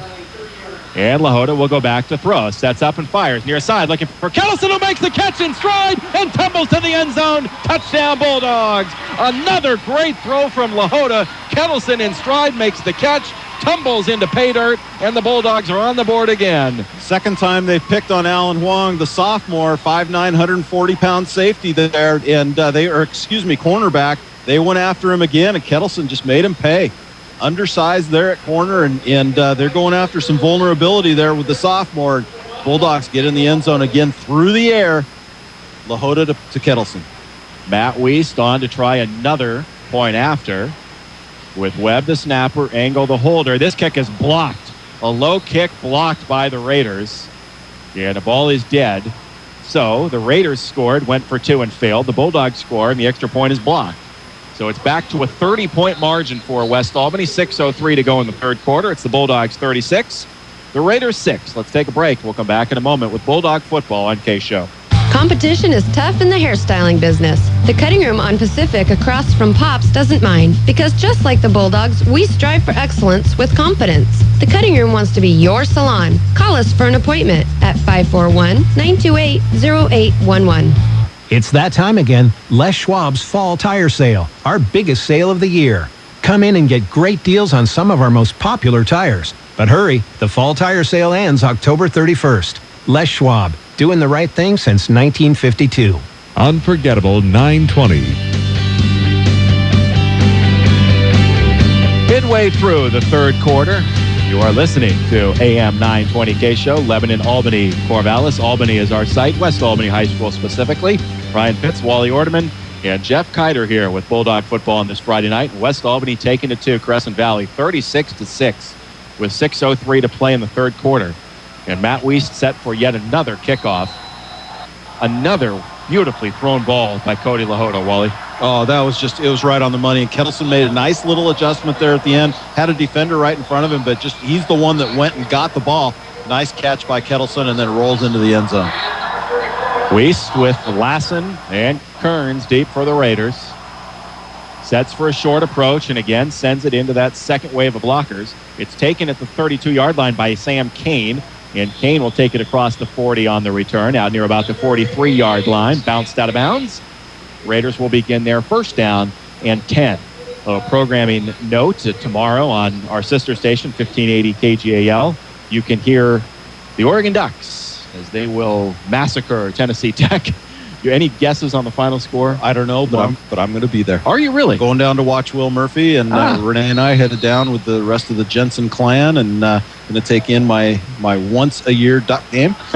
Hopefully run into the Murphys and get to watch Will play in his senior campaign. Good for you. 12:30 kick tomorrow from Autzen, is that correct? I believe it's 12 or 12:30. I'm not sure.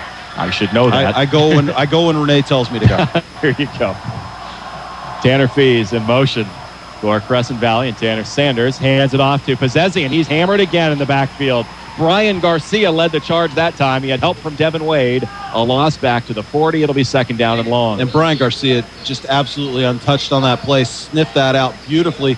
Saw the line pulling over to that side. Just got ahead of the play. Made the sure tackle. Nice play by Garcia.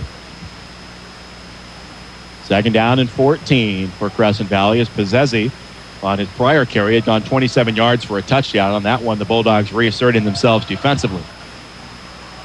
Second down, 14 for CV. Sanders from the pistol, trips to his left, one receiver right. Back to throw, looking left. Now going to roll to his left. A major hold perhaps goes uncalled as the pass is incomplete. Intended for Brad Taylor. As Matt Soot had his shoulder pad nearly taken off, he held as he tried to come off the right side of the line. Oh, man. Coach Rothwell just beside himself out there. You got to throw that. You got to throw that. For all the times I've lamented some lame holding calls, I guess I can't be upset when they let one go, but that one seemed to be in plain sight as Sanders was rolling in the direction. Doesn't matter, incomplete. Third down and 14 for the Raiders with 5:12 to go in the third quarter, trailing 36-6. And 2 down territory for them now, down 30.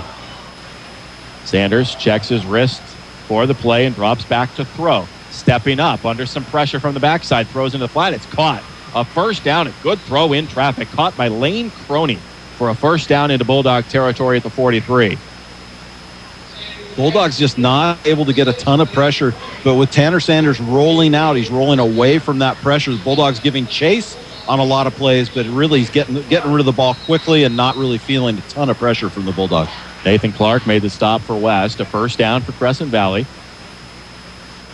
The clock will wind. 4:55 to go in the third quarter. Holland and Taylor come split out to the right. Croney in a slot right. Baumgartner alone to the left. Possessi behind Sanders in the pistol. Sanders on the fake, back to throw. Steps up, heaves deep. As he's hit, it is going to be incomplete. The closest to it at the end was Andrew Kettleson. Over his head as Tanner Sanders has absorbed some shots throwing deep downfield.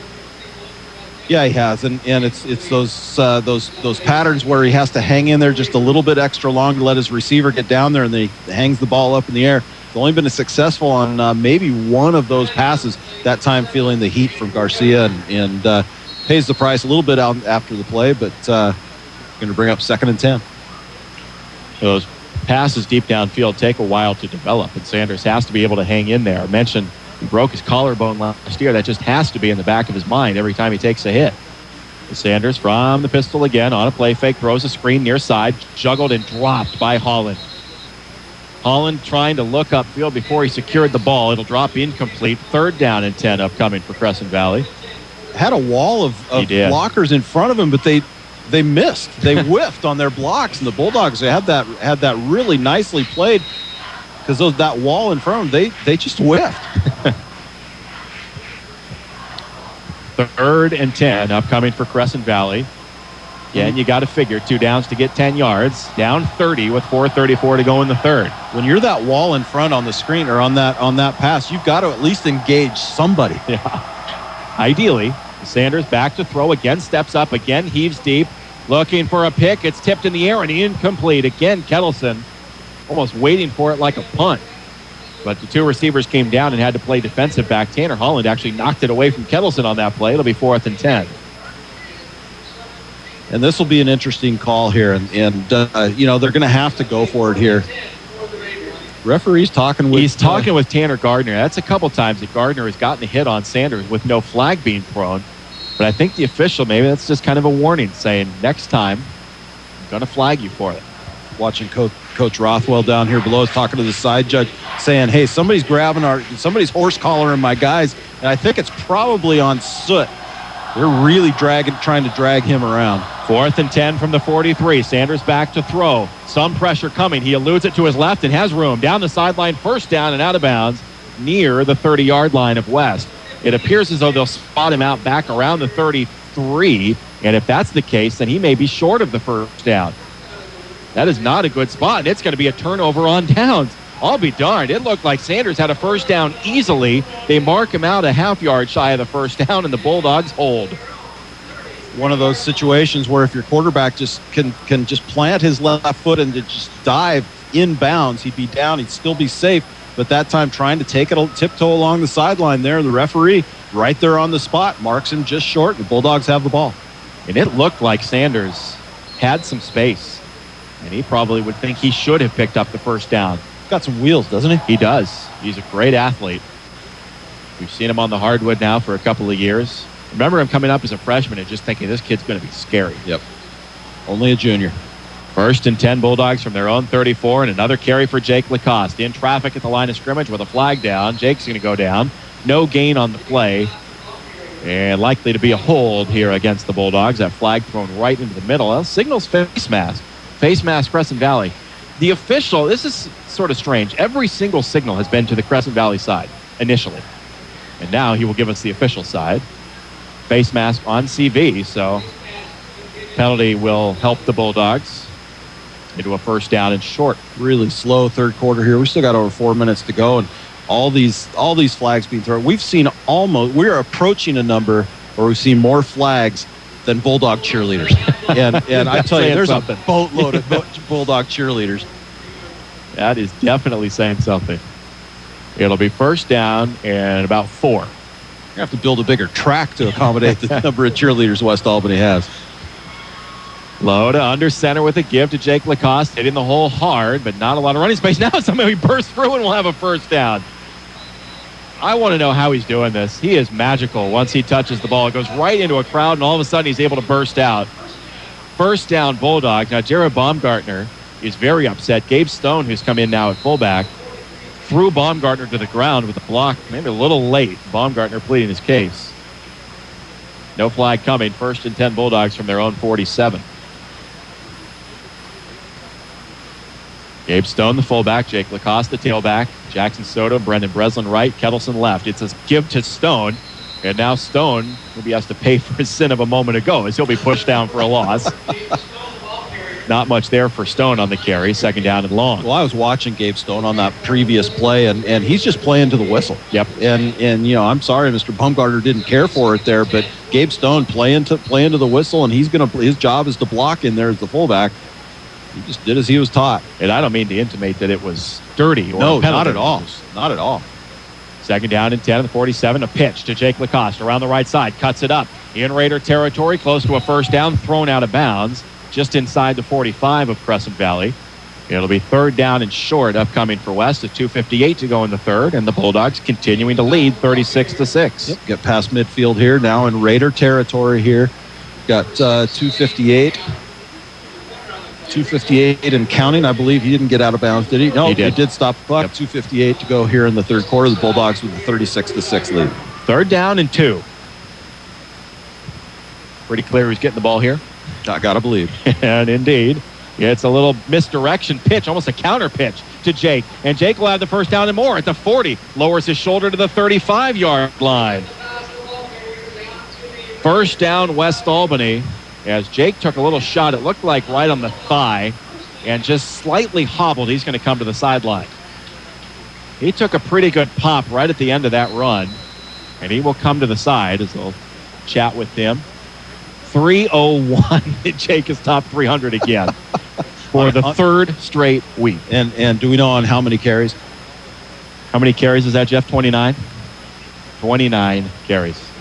It's Gabe Stone with a carry and a good one right up the middle, as he'll take it to the 30. 5 yards on first down for the back Stone. Yeah, maybe most importantly at this juncture, it keeps the clock winding. Got an update from Lebanon, Ryan, with Lebanon leading 51 to 28 over South Albany at the end of the third. And as I look at my phone, Scott Landgren confirming that update and giving you some love, saying he loves your more flags than Bulldog cheerleaders line. A fan.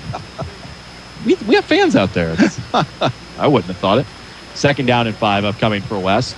Under 2 minutes to play, third quarter. 36-6 Bulldogs. JT Valenzuela is the tailback. Matt Soot now the fullback. Ben Engel in left. And Engel, for a moment, I thought he was going to get away with the head start. He did not. Started just a step early, and the motion penalty will bring it back to a second down and 10. Well, before, during, or after the game in Albany, you can grab a hot and ready $5 pizza at Little Caesars across the mall on Geary Street, the new and only Little Caesars in Albany. I've always said Friday night is pizza night. Good opportunity. Get yourself a $5 hot and ready at Little Caesars. Sounds kind of good. It does at this point, doesn't it? Sure These does. long games, I get hungry. I ate before I came. I had a Cliff Bar. I thought I'd be fine, but almost dinner time again. Second down 10 upcoming for West from the Raider 35-yard line. When it's a 30-point game in the third quarter, we can discuss things like our hunger levels. And That's pretty compelling stuff. The number of cheerleaders. JT Valenzuela on a pitch. Going to cut it back up the middle, and JT with a good run inside the 30.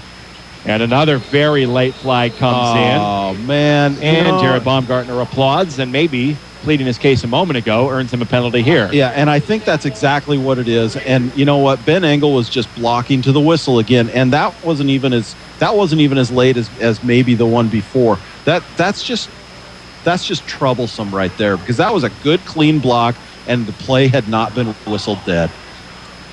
So, personal foul, West Albany. That's brutal.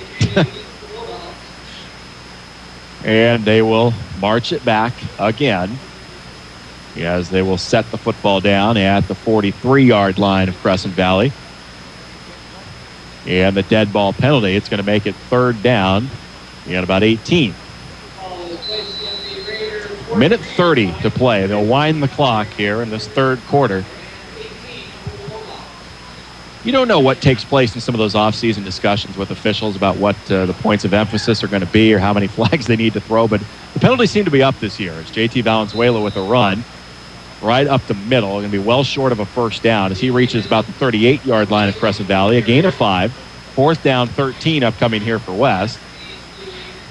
Well, I like how Valenzuela hit the line of scrimmage there. He was full speed before he got to the line of scrimmage. Such a quick burst of speed from Valenzuela, and Lacoste back into the game. Well, now change of decision here. I think the Bulldogs are going to punt. Yeah, now wholesale substitutions. Jake Lacoste had checked back in. That was a good sign, as Jake had come off slightly hobbled on his prior carry. But now the decision is to punt as Brendan Breslin goes in formation back to his own 48-yard line. And Judson Lassen goes back to receive. Yep, we're going to have a delay of game. Yeah, whistle. It's going to be a delay of game. Saw the back judge, saw that his hand go up. And this doesn't hurt the Bulldogs, except that it's just painful because it drags this thing on. But really doesn't hurt the Bulldogs here. If you get a good snap, gives a little bit more room for this punt. So they'll march off 5 more yards, send it back to the 43. 4th and 18. The yards to go are relevant as the Bulldogs will punt. Breslin stands back now at his own 41-yard line awaiting the pass from center. Lassen, maybe more of a chance for a return, standing at his own 11. Snap is very high. Breslin, a great one-handed grab and gets away a beautiful punt. What a play by Breslin as this will take a bounce, go laterally, and now be down as it takes a little bit of a Raider roll back to the 14. Brendan Breslin went up about as high as his vertical will allow and one hand palmed that ball in to save disaster on special teams. If I don't know what he's listed. What's Breslin listed? He's 6'2". Yeah, it's 6'2". If he's 5'8", he probably doesn't get that ball. Yeah. That was on the fingertips, but he palmed that and brings it down securely and gets the punt off. Nice rush coming from Crescent Valley on the extra time that they had, and still gets off the great punt. If he's 6 foot, I'm not sure he gets that ball. That's right. Fully extended on the vertical. Or if he has hops like Wally Ordeman, he doesn't get to that ball. Put a sheet of notebook paper underneath his shoes. What Coach Schlegel calls credit card hops. 1st and 10 Raiders from their own 15, left half. Sanders back to throw, throws a screen near side, caught by Taylor, and he's blasted by Joey Roos. Well, Taylor, fortunately, in a hit like that, everybody up quickly. Roos, a nice form tackle on Taylor in the open field. No gain on the play. That's going to be the final play of the third quarter, an emphatic end to the third quarter. West Albany 36, Crescent Valley 6. We'll return in a moment with the fourth on KSHO. The mission of Now Builders is treat every job like it's their only job, no matter how big or small, and they don't stop until their customer is 100% satisfied 100% of the time. Check out their portfolio of fine work at nowbuilders.com. Call Now Builders at 541-926-2858. Through September, Figaro's in Albany has the Santa Fe barbecue chicken. Tender cuts of chicken, Dole pineapple, fresh onions, and sun-ripened tomatoes, all atop their signature barbecue sauce. The short drive to Corvallis will save you time and money. This is Steve Buckner from Wilson Motors, inviting you to experience the notable difference at Wilson Motors, 5th and Buchanan in Corvallis. Check us out at saveatwilson.com. Making life easier and more productive, that's what Lynn Benton Tractor can do for you. And it all begins by discovering how the full line of Kubota equipment can help. We're still doing business the American way. Highway 99E Tangent. 920 KSHO. And we finally begin the fourth quarter here tonight. From West Albany High School, Ryan Pitts with Wally Ordeman and Jeff Kiter, our familiar home on Friday nights, Bulldog football, with West Albany leading 36-6 at the start of the fourth. Second down and 10 for Crescent Valley, and a run with a flag, surprise, surprise, as Pizzezzi will take it out to the 24-yard line, a gain of 9 as it stands. But as you should understand by now, if there has been a play, there's going to be a flag. I'm just not going to say anything about this one. Even though it's going to go against Crescent Valley, it's going to back them up here a little bit. Let's leave the hankies in the pockets for a while, fellas, and let's get on with this. I'm not an official. I've never been to official school, and I do in no way mean to tell them how to do their jobs. They would do it far better than I ever could. But at some point, you start to inflect again that the best officials are the ones you don't have to mention. You know, that's those right. are the best officials are the ones that kind of go unnoticed. Well, and football officiating is no different than basketball officiating. If it doesn't have an impact on the play, let it go. You don't have to throw the flag. You got it. But I begin to sound like a whiner the more I talk about it. So we play the hand that we are dealt, and it becomes second down and 15 after a penalty that does benefit the Bulldogs. Raiders back now at their own 10-yard line, and Sanders rolling to his left, back to throw, setting up, firing deep, looking for Jensen, and it's overthrown by a step. Thompson again with good coverage. The corners from West have done a very nice job here tonight. They really have, and they've been step for step, and I don't know if it's a communication thing that they're getting their heads turned at the proper time. You know the sideline's yelling ball. You know that, or hawk, or whatever the code word is for the balls in the air.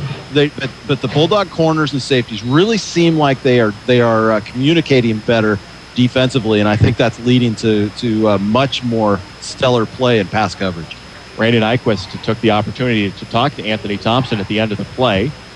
Now Thompson returns to his position at right corner. Third down, 15 for the Raiders from their own 10. 11:28 to play in the fourth. Bulldogs lead at 36-6. Sanders on a straight drop fires a missile that's dropped by Kane at the 21-yard line. He would have had a chance to turn up field for a first down. That ball was a rocket thrown by Sanders. Yeah, he's got a really good arm, and you've got to be able to bring that in if you're a receiver. It's settled into a pocket there. Nice job of Sanders finding him. You got to make that catch, and maybe heard some footsteps. I don't know. He's pretty well in the clear. The Bulldog defense holds, and Brad Taylor from a couple yards deep in his end zone will punt it back to West Albany. Taylor gets it away. Spiraling punt that will go out of bounds. And we'll see where they spot this on the walk-up. He will continue to walk, decide judge, to the 35-yard line of Crescent Valley. 25-yard punt, out of bounds with no return. And the Bulldogs will start. 11:17 to go in the fourth. 1st and 10 at the Raider 35. Great starting position here for the Bulldogs, and it's time to step on the air hose. Bulldogs with 11:17 to go here in the game, and the 30-point lead, 36-6.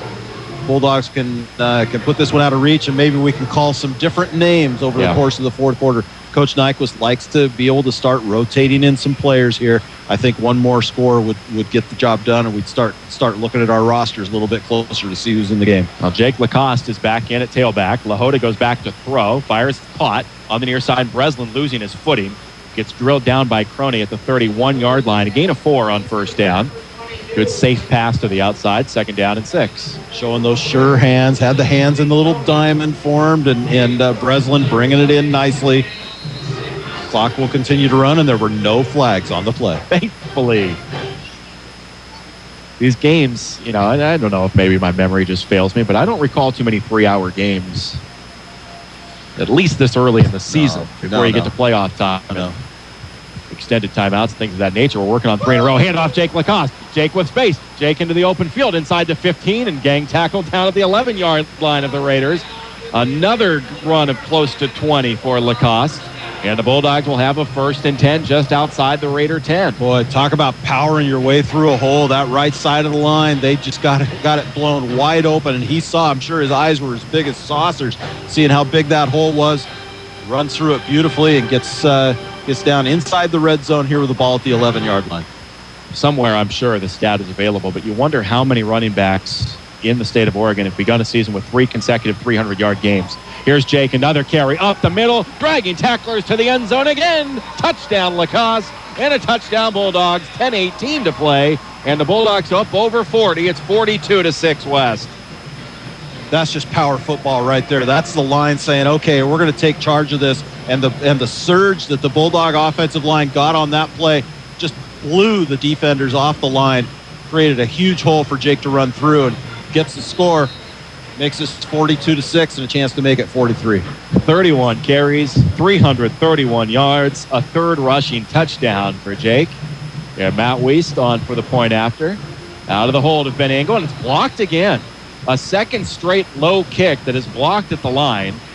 So it remains a 42-6 Bulldog lead with 10:18 to play in the game. All West here tonight on KSHO. If you'd like to do it yourself or need helpful advice doing it, your neighborhood Ace Hardware and Contractor Center can help. Economy Supply Building Center has been that helpful place for over 58 years. Economy Supply Building Center, where Highway 34 becomes Tangent Street in Lebanon.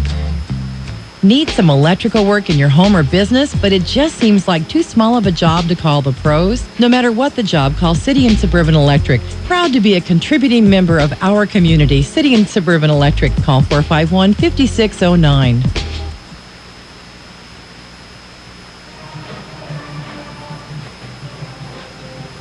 Well, I'm going to guess that we are back. 42-6, West Albany with 10:18 to go in the game.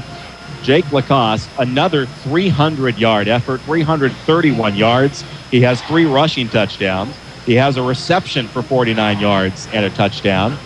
And I'll say, once again, if you drafted Jake Lacoste number 1 in your high school fantasy league, you're off to a good start again. Yes, you are. And I'm going to go out on a limb here and say we've seen the last of Jake Lacoste in this football game. I would hope so. If we see Jake again, it means that something dramatic has happened with Crescent Valley making a comeback, because Lacoste should have everything short of his pads taken off at this point. Again, over 30 carries. Again, over 10 yards a carry. And again, multiple touchdowns. He would be up now to 13 rushing touchdowns and 15 total touchdowns. And closing in on 1,000 yards. I believe that would put him right at 1,000 yards. It will. Exactly 1,000 yards on the season, Jake. Unbelievable. In quarter 4 of game 3. It's Matt Wiest with the approach and the little pooch. Up to get it is Kearns at the 29 with the head of steam. Kearns across the 40, straight up the middle of the field, across the 45 and out to the 48. Good field position for the Raiders, but becoming garbage time here with 10-11 to play, and the Bulldogs up 42-6. I want to go back to that second blocked extra point. It's going to give Coach Nyquist something to grouse about with this game. But, and overall, he's going to be very pleased with the outcome of this game. But the special teams for West Albany, they're in talking with Coach Nyquist before the season started. They don't have a coach dedicated just to special teams. They're all sharing those duties. They're all taking one piece of the pie there, and that's something that they're going to need to address because both those blocked extra points have come from right up the middle. So a 1st and 10 for Crescent Valley at their own 48, 10-11 to play. Handoff to Pizzezzi. Pizzezzi sheds a tackle, gets into Bulldog territory, and will be dropped by Anthony Thompson with a little bit of help from JT Valenzuela at the 46 of West. Pickup of about 6, second down and short. Still primarily starters in the game defensively here for the Bulldogs. 2nd and 4 upcoming for the Raiders. As that first down run, it's a 36-point game. You don't have any real thought that Crescent Valley would come back, but maybe a little bit of a white flag with a first down run and 10 minutes left. Sanders, again from the pistol. Another give to Pizzezzi, and Pizzezzi able to stumble his way for a first down, and they're going to throw a flag. And the only thing I can think here is that they're going to call that for leading with the helmet from Valenzuela, call it a blow to the head. They're so protective of that, and you certainly can't fault it, but not a lot of danger there. As personal foul signaled against West Albany. And that came right there on the finish off there by Valenzuela, and so that has to be what they're saying. And they're saying, the White Hat's saying it's a blow to the head. I don't know how you can. Two worlds are going to collide on that play. And there's no way that you can, when one is falling and one is diving to finish off the play. There's no way that you can. Absolutely no way that you can make that call. I don't believe that the officials have a full understanding of physics.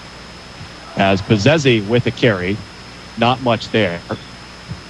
I've said this time and time again, particularly with the roughing the kicker call, which is my least favorite call in football.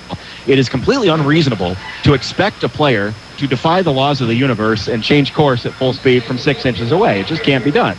I understand that they're trying to protect the player, and I fully enforce them doing that. But you have to draw the line someplace, and you have to understand that a player can't pull away, and if there's no ill intent, perhaps you can refrain from throwing the flag. I would agree with you, but I'm also concerned that you're going to ask me what my grasp of physics is.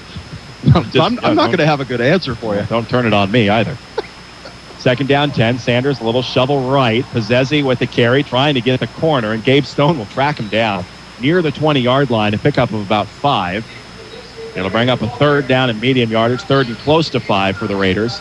Clock continuing to run with 8:20 left, and the Bulldogs leading by 36. With the exception of that one series where Crescent Valley scored their touchdown with the long pass play and then the one long run from scrimmage about 25 yards, the Bulldog defense has really done a great job tonight of run defense. They have really hemmed in the running core of Crescent Valley, and Sanders hasn't been able to run for much himself. We didn't expect him to run much. They don't want him to take a bunch of hits, but really Bulldogs have done a great job in run defense. Sanders back to throw, fires one, caught inside the 10-yard line and hanging on in traffic as Tanner Fees, the fullback out of the backfield, takes it for a 1st and goal Raiders. Another nicely thrown ball by Sanders. He throws a bullet. He's got a lot of mustard on that ball, and the receivers, we've seen some drops tonight from the Crescent Valley receivers. They've got to know that, after 7-on-7 through the summer and then camp and then doubles, that they know what kind of ball's coming in there. They've got to be prepared to make that catch. That time, Fees, the fullback, was able to pull it in. 1st and goal from the 8, left hash mark. Pizzezzi behind Sanders in the pistol, gets a carry. He's at the 5. He'll be wrapped up and dropped at the 5-yard line. Thompson and French make the stop for the Bulldogs. It will be 2nd down and goal Raiders. Little bit of a gamble there by West Albany, gamble and lose on that play. They sent the blitz from one side, a little extra pressure coming from the right, and the play went left and caught the Bulldogs a little bit unawares there, but good yardage for the Raiders as they take the ball down to the 5-yard line. 6:55 to go and counting here, 42-6, the Bulldogs lead.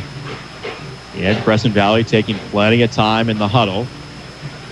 They will break it. Sanders talking to his right guard, the birthday boy, Austin Powell. as he prepares to take a snap. Rolling to his right. Now steps up under some pressure. Throws to the far side, and it's dropped. Sanders did a nice job to elude the rush, and his pass outside dropped by Kane. That's a couple drops for Kane. And that was an improvisation. How's that from Sanders there? He's a lot of pressure coming from the left side from the D end of the Bulldogs, and he had to step in on that, got rid of the ball real quickly. He's found an open receiver very quickly. Remember, he's a tall kid. He's 6'3". He's gonna find those receivers real well. Drop by Crescent Valley, stops the clock, and brings up third down. 3rd and goal from the Bulldog 5. Sanders with Possessi behind him. Baumgartner and Taylor to the right, along with a group of receivers. Sanders takes a snap, rolling right. Plants. Now a little juke. Throws to the back of the end zone, and it is caught. A leaping, diving grab by Brad Taylor for the touchdown. A great grab by Taylor for the Raiders score. And a flag on the play. It's going to be a late hit by the Bulldogs, and I'm not sure how they assess this, but they're going to get the Bulldogs for a late hit on Sanders. Well, touchdown and a great play by Brad Taylor in the back of the end zone. Sanders buying time with the roll to the right.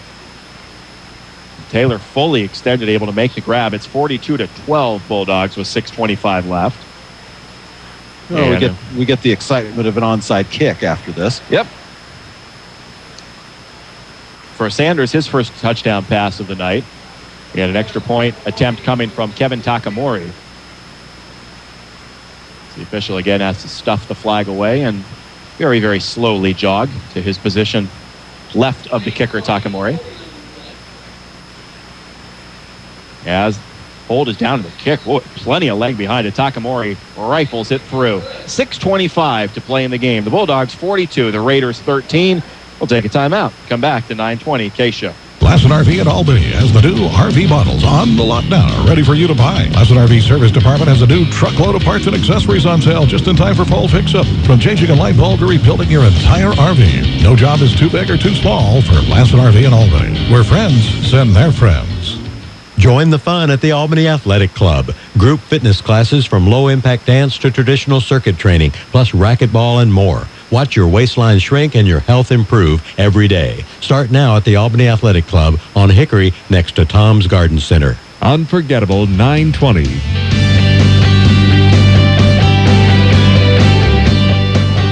Back here once again at Memorial Stadium, West Albany High School, 42-13. The Bulldogs leading the Raiders. 6:25 left in the game. Only thing left to be determined is the final score. Got an update from Scott Landgren, who was over at Lebanon High School. Lebanon leading South Albany now 64-28. And in Scott's words, the Warriors are running wild. He said he would let me know some final team rushing numbers, but apparently a very good offensive night for the Warriors on the ground. Over 60. Bulldogs had a nice night here on the ground, too, led by Jake Lacoste and his 331 yards rushing. It's astonishing, really, if you go by the numbers. Listed at 669 yards coming into the game. The 331 tonight puts him at an even 1,000. It's funny that that works out, but that's how it stands if you believe the stats. 1,000 through 3 games. Unbelievable. And remember that Jake didn't play the fourth quarter of the first game of the season and has not played much of the fourth quarter here tonight. Bulldogs have the hands team in there anticipating the onside kick here. Forrest Thomas is deep for the Bulldogs, 5'10", 155-pound junior. Yeah, as the Raiders will approach and send a low-line drive, a scramble for it. West signaling that they have covered it. In a pile of humanity at about the 31-yard line. West will unpile and come away with the ball. Jackson Soto, I believe, at the bottom of the pile. The Bulldogs will take it over with 6:24 to go, leading 42-13. We'll see if Ben Engel is in quarterback. Ben was taking some snaps on the sideline. And it will be Ben Engel who will come in at quarterback for West Albany. Anthony Thompson appears to have come in at running back as JT Valenzuela will exit the huddle late. And Ben Engel, the 5'10", 160 senior, will come on here to quarterback in the fourth quarter. Young man Coach Nyquist described as when he's on the field, I have another coach on the field. So he's extremely smart, and he has had a chance to coach with Coach Ben Engel a couple of years in basketball. Yep. And he's going to be one of the smartest kids around, I tell you. Great to have another coach on the field. And delay game. And a delay of game. It took just a moment to get the play in. And a late sub, too, is Forrest Thomas. Well, he mentioned he was back on the return team, now in as a receiver. And the delay of game will send it back 5 yards, make it 1st and 15. Bulldogs will have it at their own 27 with 6:24 to go in the game. West is going to go to 3-0 on the year, 1-0 in the Mid Willamette, and head out on the road for 2 weeks at Woodburn next Friday. That's certainly not the easy game that it once was in this league. And the following Friday will be at Silverton. And the Foxes are off to a good start this year as well. First down handoff to Anthony Thompson, trying to drive the pile off the left side. Thompson will work his way to the 30 for a gain of about 3. Get a steady dose of run offense here as Coach Nyquist just wants to be able to take his team to the locker room. 3-0 now, 42-13. The Bulldogs lead, 6:05 to go here in the game as Ben Engel runs over the sideline, gets the play. Lace him up for another play here. A score that should open some eyes here with the Bulldogs leading 42-13. And the 13 points, I don't even think speaks to how well the Bulldog defense has played in this game. As Anthony Thompson with a carry and a good hole up the middle across the 40, cradling the ball near a first down. As Thompson, who is suddenly a third-string running back, this was a guy who ran for 100 yards in a game last year. He third-string runner. That says something about your depth at running back, and Thompson is near another Bulldog for first down, and will have it. And will have it. They'll give him the first down there, and that's a great run because it moves the sticks. The clock will continue to wind now. You get a fresh set of downs, get some new players in the game. Really something. On 1st and 10, and another give for Thompson. Again, emerging from the pile across the 45, close to the 47, about 6 yards on first down for Thompson. Well, Anthony has emerged as a very solid corner, particularly tonight. He's done a great job with the interception and a couple of nice deflections, and now getting a chance to show what he can do at running back. And number 72 into the game, Buck Truelove into the game, 5'9", 225-pound senior. We saw him start the first game at center. Now at left guard. And Engel takes the snap, hands it off to Thompson.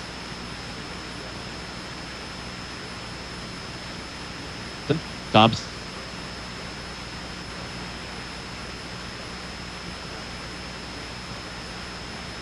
Another unsportsmanlike with 4:43 left. It stopped the clock. The Bulldogs were going to be very near a first down, and now again we'll have to wait to assess the penalty. Yeah, and that's one where everybody's trying to strip the ball. No one wants to let go. They're just going tearing at the ball. But I think this is going to benefit the Bulldogs here as they're going to get the personal foul on Crescent Valley. We'll certainly take it for West, but you hope that it was something egregious because the ticky-tack personal fouls at this juncture, you've got to let go. Yep. Ryan Radke into the game for the Bulldogs. Looks like at right tackle. Radke, the 6 foot, 180-pound junior. Got somebody next to him. I can't quite catch the number. We'll catch it after this play. 79 is who's in. It's Kyle Lovell, 5'6", 150-pound junior. Jackson Soto on the right side could not keep his balance, kind of lunging forward. This will be a false start, no question on that penalty. So it will become first down and 15. Well, now they said he signaled offsides Crescent Valley. And they're going to assess it 5 yards Crescent Valley. Okay. Well, Jackson Soto, there was no question he stumbled forwards in his stance, but apparently Crescent Valley in the neutral zone. So 1st and 5 for West from the Raider 28-yard line. No argument on the far side from Crescent Valley, so either they've just stopped caring or the call was obvious. Yeah, foregone conclusion time. 4:25 and running. Ben Engel creeps up under center. JT Valenzuela now the deep back. Engel on an option play, pitches it left for Valenzuela, cutting up field, and they'll do well just to get back to the line of scrimmage. Maybe a yard on the play for Valenzuela, where it will be 3rd down and short. We'll try and get some new mentions here as we see new players come into the game. Jamison Dufour into the game, 5'11", 160-pound senior. Likely to be seeing him at wide receiver. Seen him in on some special teams in previous games. The Bulldogs will come to the line. Left hash mark on a 2nd down and 4. At the Raider 26. Ed Engel taking his time, milking the clock. Going to run an option again, and this time we'll tuck it up and keep it. With space at the 20, up the middle at the 10, weaving to the 5, and into the end zone. Touchdown, Engel. A great run by Ben Engel to the house. 26 yards for the Bulldogs score. It's 48-13. And what an impressive run that was. I tell you, picked his way and just a couple of really nice cuts to backtrack against the defenders there. Beautiful run by Engel as he stays in to be the holder on the extra point. Beautiful run by Ben Engel as the Bulldogs get to 48, trying to make it 49. Boy, he showed some moves in the open field. Really did. Maybe another little wrinkle in the Bulldog offense.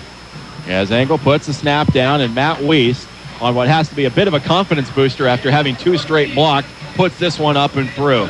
3:28 to go in the game. The Bulldogs 49 and the Raiders 13. Let's take a break. We'll come back at 9:20 KSHO. Lassen RV at Albany has the new RV models on the lot now, ready for you to buy. Lassen RV Service Department has a new truckload of parts and accessories on sale just in time for fall fix-up. From changing a light bulb to rebuilding your entire RV. No job is too big or too small for Lassen RV in Albany, where friends send their friends. Join the fun at the Albany Athletic Club. Group fitness classes from low-impact dance to traditional circuit training, plus racquetball and more. Watch your waistline shrink and your health improve every day. Start now at the Albany Athletic Club on Hickory next to Tom's Garden Center. Unforgettable 920. Back here at West Albany High School. Just trying to wrap this one up. 3:28 to play in the game. 49-13 West Albany. I said a little bit earlier that Scott Landgren had told me that the Warriors of Lebanon were running wild on South Albany. He gives me the final numbers. 64-28 Lebanon wins. They run for 520 yards in the game against South. Now, the concern here for South Albany, Lebanon is a great, great running team. Don't get me wrong. But if South is giving up 500 yards rushing to Lebanon, they still have to face Jake Lacoste at some point this year. Yes, that's got to be a little scary for them. Yep. Jake Lacoste and the rest of the cast of characters here. I mean, you talk about Jake Lacoste, JT Valenzuela. What did we just see from Ben Engel? Yeah. I mean, that was some quicks and some moves. I tell you, that was a great run. So many weapons on this Bulldog team. And you're right. The rest of the league is going to take notice of this score because these two teams, the coaches thought, I looked at a poll, 6 of the 8 Mid Willamette Conference coaches had voted, and they had voted West 1, Crescent Valley 2. Well, if West is 36 points better than the second best team in the league, we'll be in good shape the rest of the year. Yeah, and as things unfold here, I think we're going to see that I think I'm going to let you call the play. I'm sorry, Ryan. Well, the squib kick is a perfect one. And West Albany very nearly got to it again. Ryan Bailey had to kind of save the day for Crescent Valley and cradle it at the 29-yard line. We put that into a perfect spot. The Raiders will start 1st and 10 from their own 29. 3:25 to play. 49-13 West Albany. And as things unfold in the Mid Willamette Conference, and it's early in the season, it's too tough to tell for sure, but you know that Silverton is much improved. They are bringing a good product to the football field, and we have to play them up there. We know Woodburn's a little bit improved. I don't know that one scares me all that much.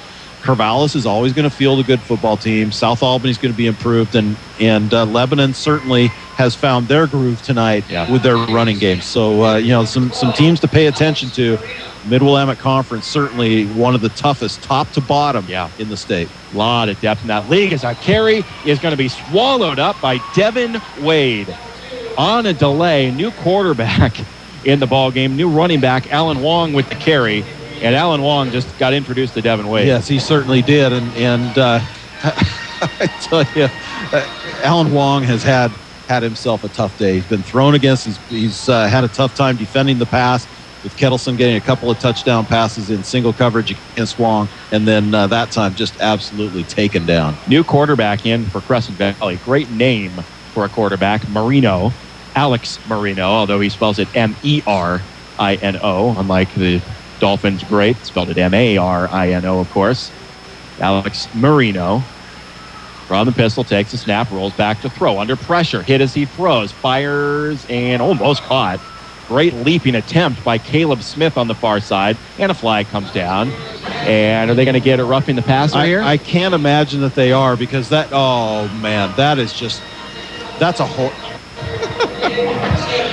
Wow. Hit as he released. Well, calling this one tight to the end. So the penalty will give Crescent Valley a first down. and elongate what has already been an elongated night. Hey, let me throw a compliment out here, Ryan, and that's how well-traveled Crescent Valley was tonight. They brought a lot of fans. That's a big grandstand over on the other side, and Crescent Valley did a good job, probably about 80% full over there, and very well-traveled, and they haven't left. This is that crowd from Crescent Valley has stayed tonight. A lot of credit to them for in what has turned out to be a blowout, and nice job by Crescent Valley bringing their fans. First and 10 for the Raiders from their own 41. Alan Wong with the carry. And Wong with a hard-earned yard, maybe a yard and a half off the right side. I haven't seen a flag yet. And it appears as though we'll go with that one. So a gain of about a yard and a half. Second down and long upcoming. 2:15 to go in the game. 49-13 West Albany. Alex Marino continuing on at quarterback, replacing Tanner Sanders. This is the first appearance of the night for Marino. He hands it off to Wong again, and Wong, good carry. Ball pops free. It will be covered by Crescent Valley. It's still loose. Still a scramble. It looked like Corey Conklin had gotten on it.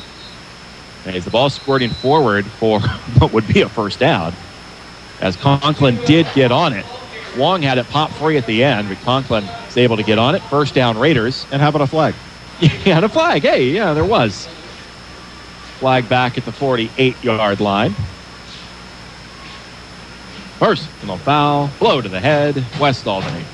Jeff, have you been tabulating penalties? How many penalties do we have tonight, do you know? I'll give you 5 minutes to add it up, and then we'll come back. While he's doing that, I saw somebody new come into the game. It's number 61, Anthony Iverson, 5'11", 190-pound junior, coming in on the defensive line for the Bulldogs. I'm sorry, Wally, go ahead. Number 76, Nafiz. I'm gonna take a stab at this. Nafiz Azam for the Bulldogs. 5'8", 190-pound sophomore, also in on the defensive line for the Bulldogs. Handoff will go again to Wong. And all right, no, this is Jodison Lassen now with the carry. Nothing there for Lassen. No gain on the play. 23 penalties tonight. Total. Unbelievable. You know what I think of that. Number 34, Cody Washburn, in on that tackle on that play right there. Washburn, the 5'9", 180-pound sophomore, in defensively here for the Bulldogs. Nice to see the Bulldogs get a lot of players in. Peyton Sassaman in as middle linebacker. Cody Peterson out in coverage there at the corner. Marino with a give to Lassen, and Lassen crawls his way for about a yard and a half. Third down and long upcoming with under a minute to play here in the game. Cody Peterson, just a sophomore, had a lot of sophomores getting some playing time tonight. 5'10", 155-pound sophomore, Cody Peterson, number 17. 42 seconds left. Third down and 9 upcoming for Crescent Valley. As Marino on a play fake, going to keep it and makes a man miss. Nice move in the open field as he'll get to the 30 and be tackled from behind by John Sublette. And a good tackle in the open field by Sublette will keep him short of the first down. Fourth down upcoming, 20 seconds, and we'll see if CV gets away another snap. Couple more names. Chris Porter is into the game, 5'11", 145-pound junior in at linebacker. Saw a couple others run onto the field. That's going to be it. Bulldogs are going to come away with this with a 49-13 win. FCV will let the final seconds tick away, and this is a very impressive win.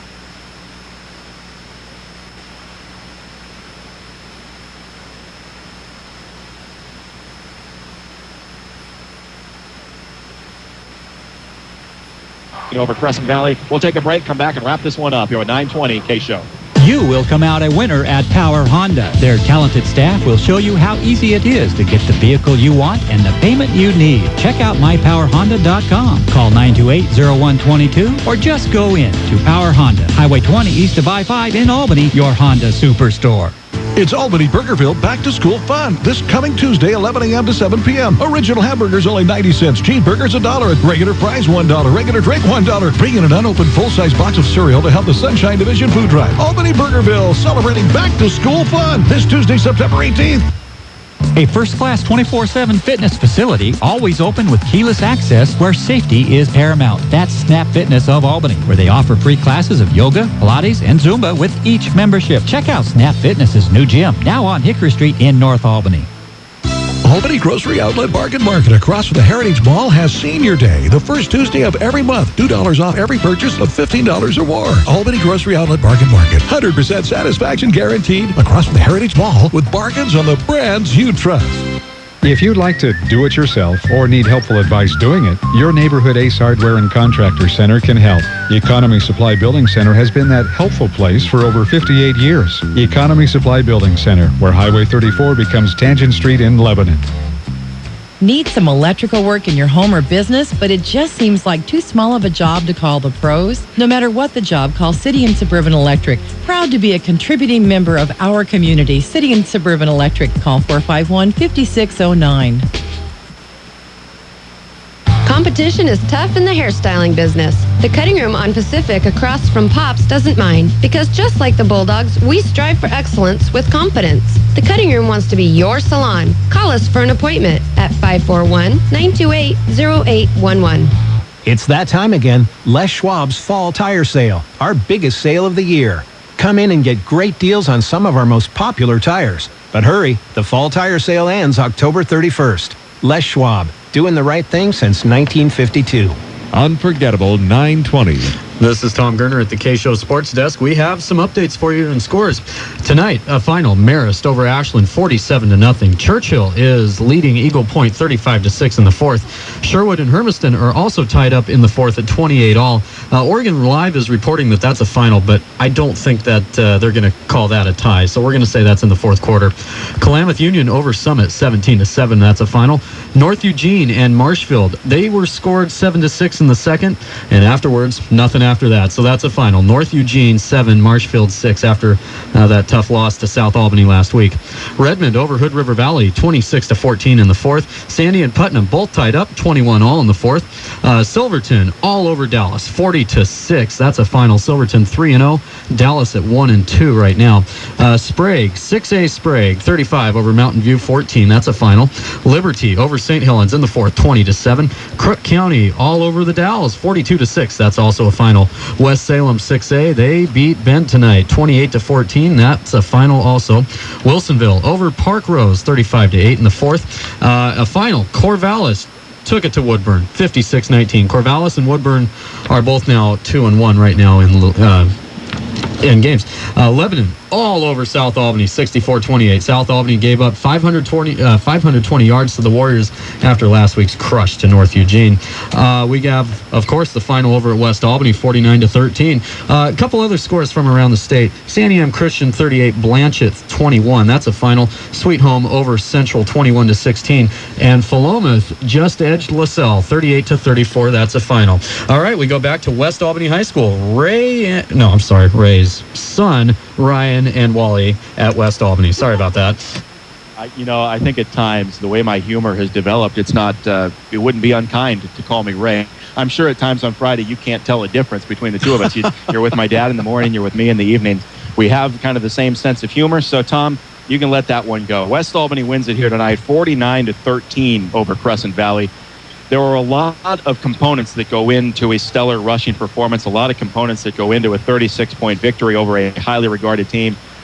And you never want to start by describing football as an individual sport, but it's very, very hard to not begin with what Jake Lacoste has done in his first 3 games this year. It's just outstanding. When you talk about 1,000 yards over the course of 3 games, it's video game numbers. It's not something you could expect.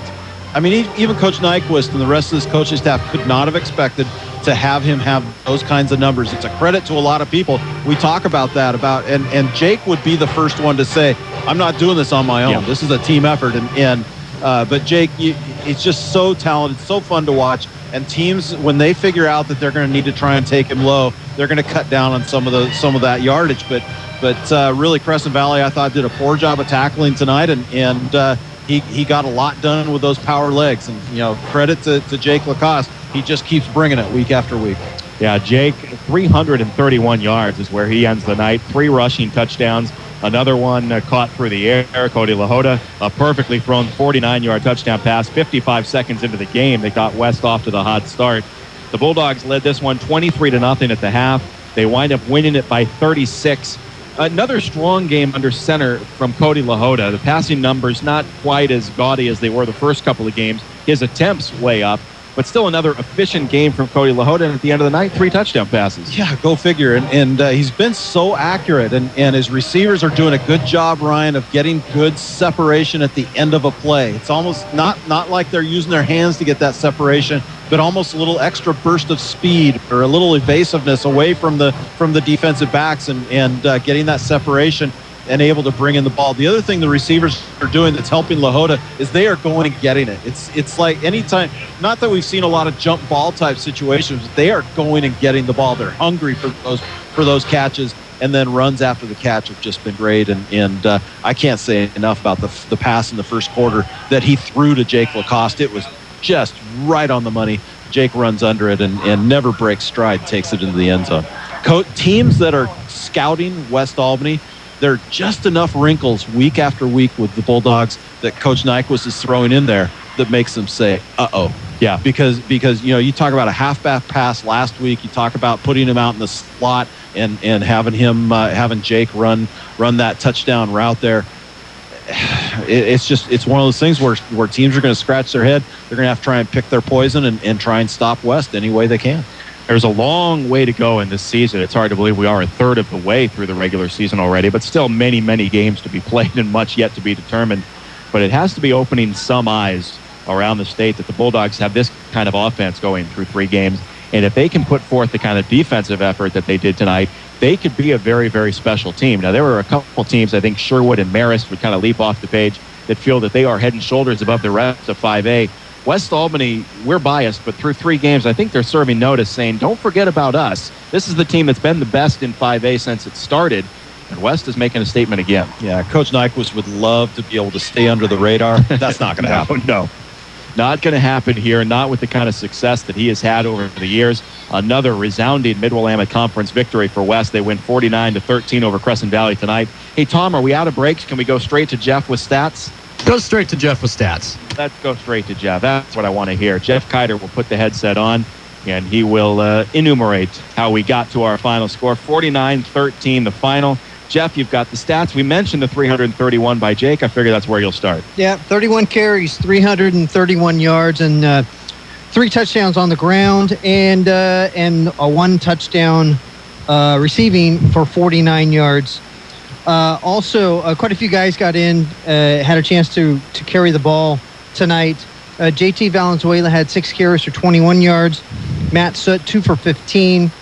Ben Engel, 1 for 26 for a touchdown. Happy for Ben Engel. Cody LaHoda had the 1 carry for the sack. Gabe Stone, 2 carries for 5 yards. And Anthony Thompson, 4 carries for 26 yards. Bulldogs, 416 yards on 47 carries, about 9 yards a carry against Crescent Valley tonight. Cody LaHoda threw 15 passes, completed 6, 3 of them for touchdowns, and had 1 interception. So good night for Cody. Andrew Kettleson had 2 receptions, 48 yards, both those for scores. Brendan Breslin had 2 receptions, 22 yards. Jackson Soto, 1 for 24, and Jake Lacoste again, 1 for 49 and a score.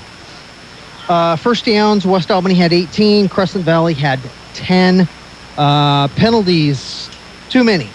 West Albany had 150 yards in penalties, and Crescent Valley had 75 the last count, so a bunch. Defensively for the Bulldogs, just a great effort defensively tonight, holding Crescent Valley to 68 yards rushing. Tanner Sanders completed 10 of 20 for 129 yards. So just an overall great defensive effort tonight by the Bulldogs. They were led in tackles by JT Valenzuela, had 8 tackles. Joey Roos, 5. Anthony Thompson had 7 tackles, interception, and an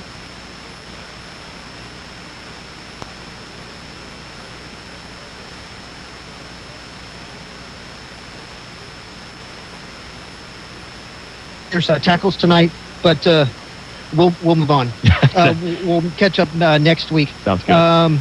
Just want to mention, just to highlight, if I could, Brendan Breslin. How about the catch on the punt? Yeah. Who would ever say you have a highlight on a punt? when you win by 36. Yeah. Exactly. But great job punting by Brendan Breslin tonight. So congratulations, West Albany Bulldogs. Definitely. Thank you, Jeff. You're welcome.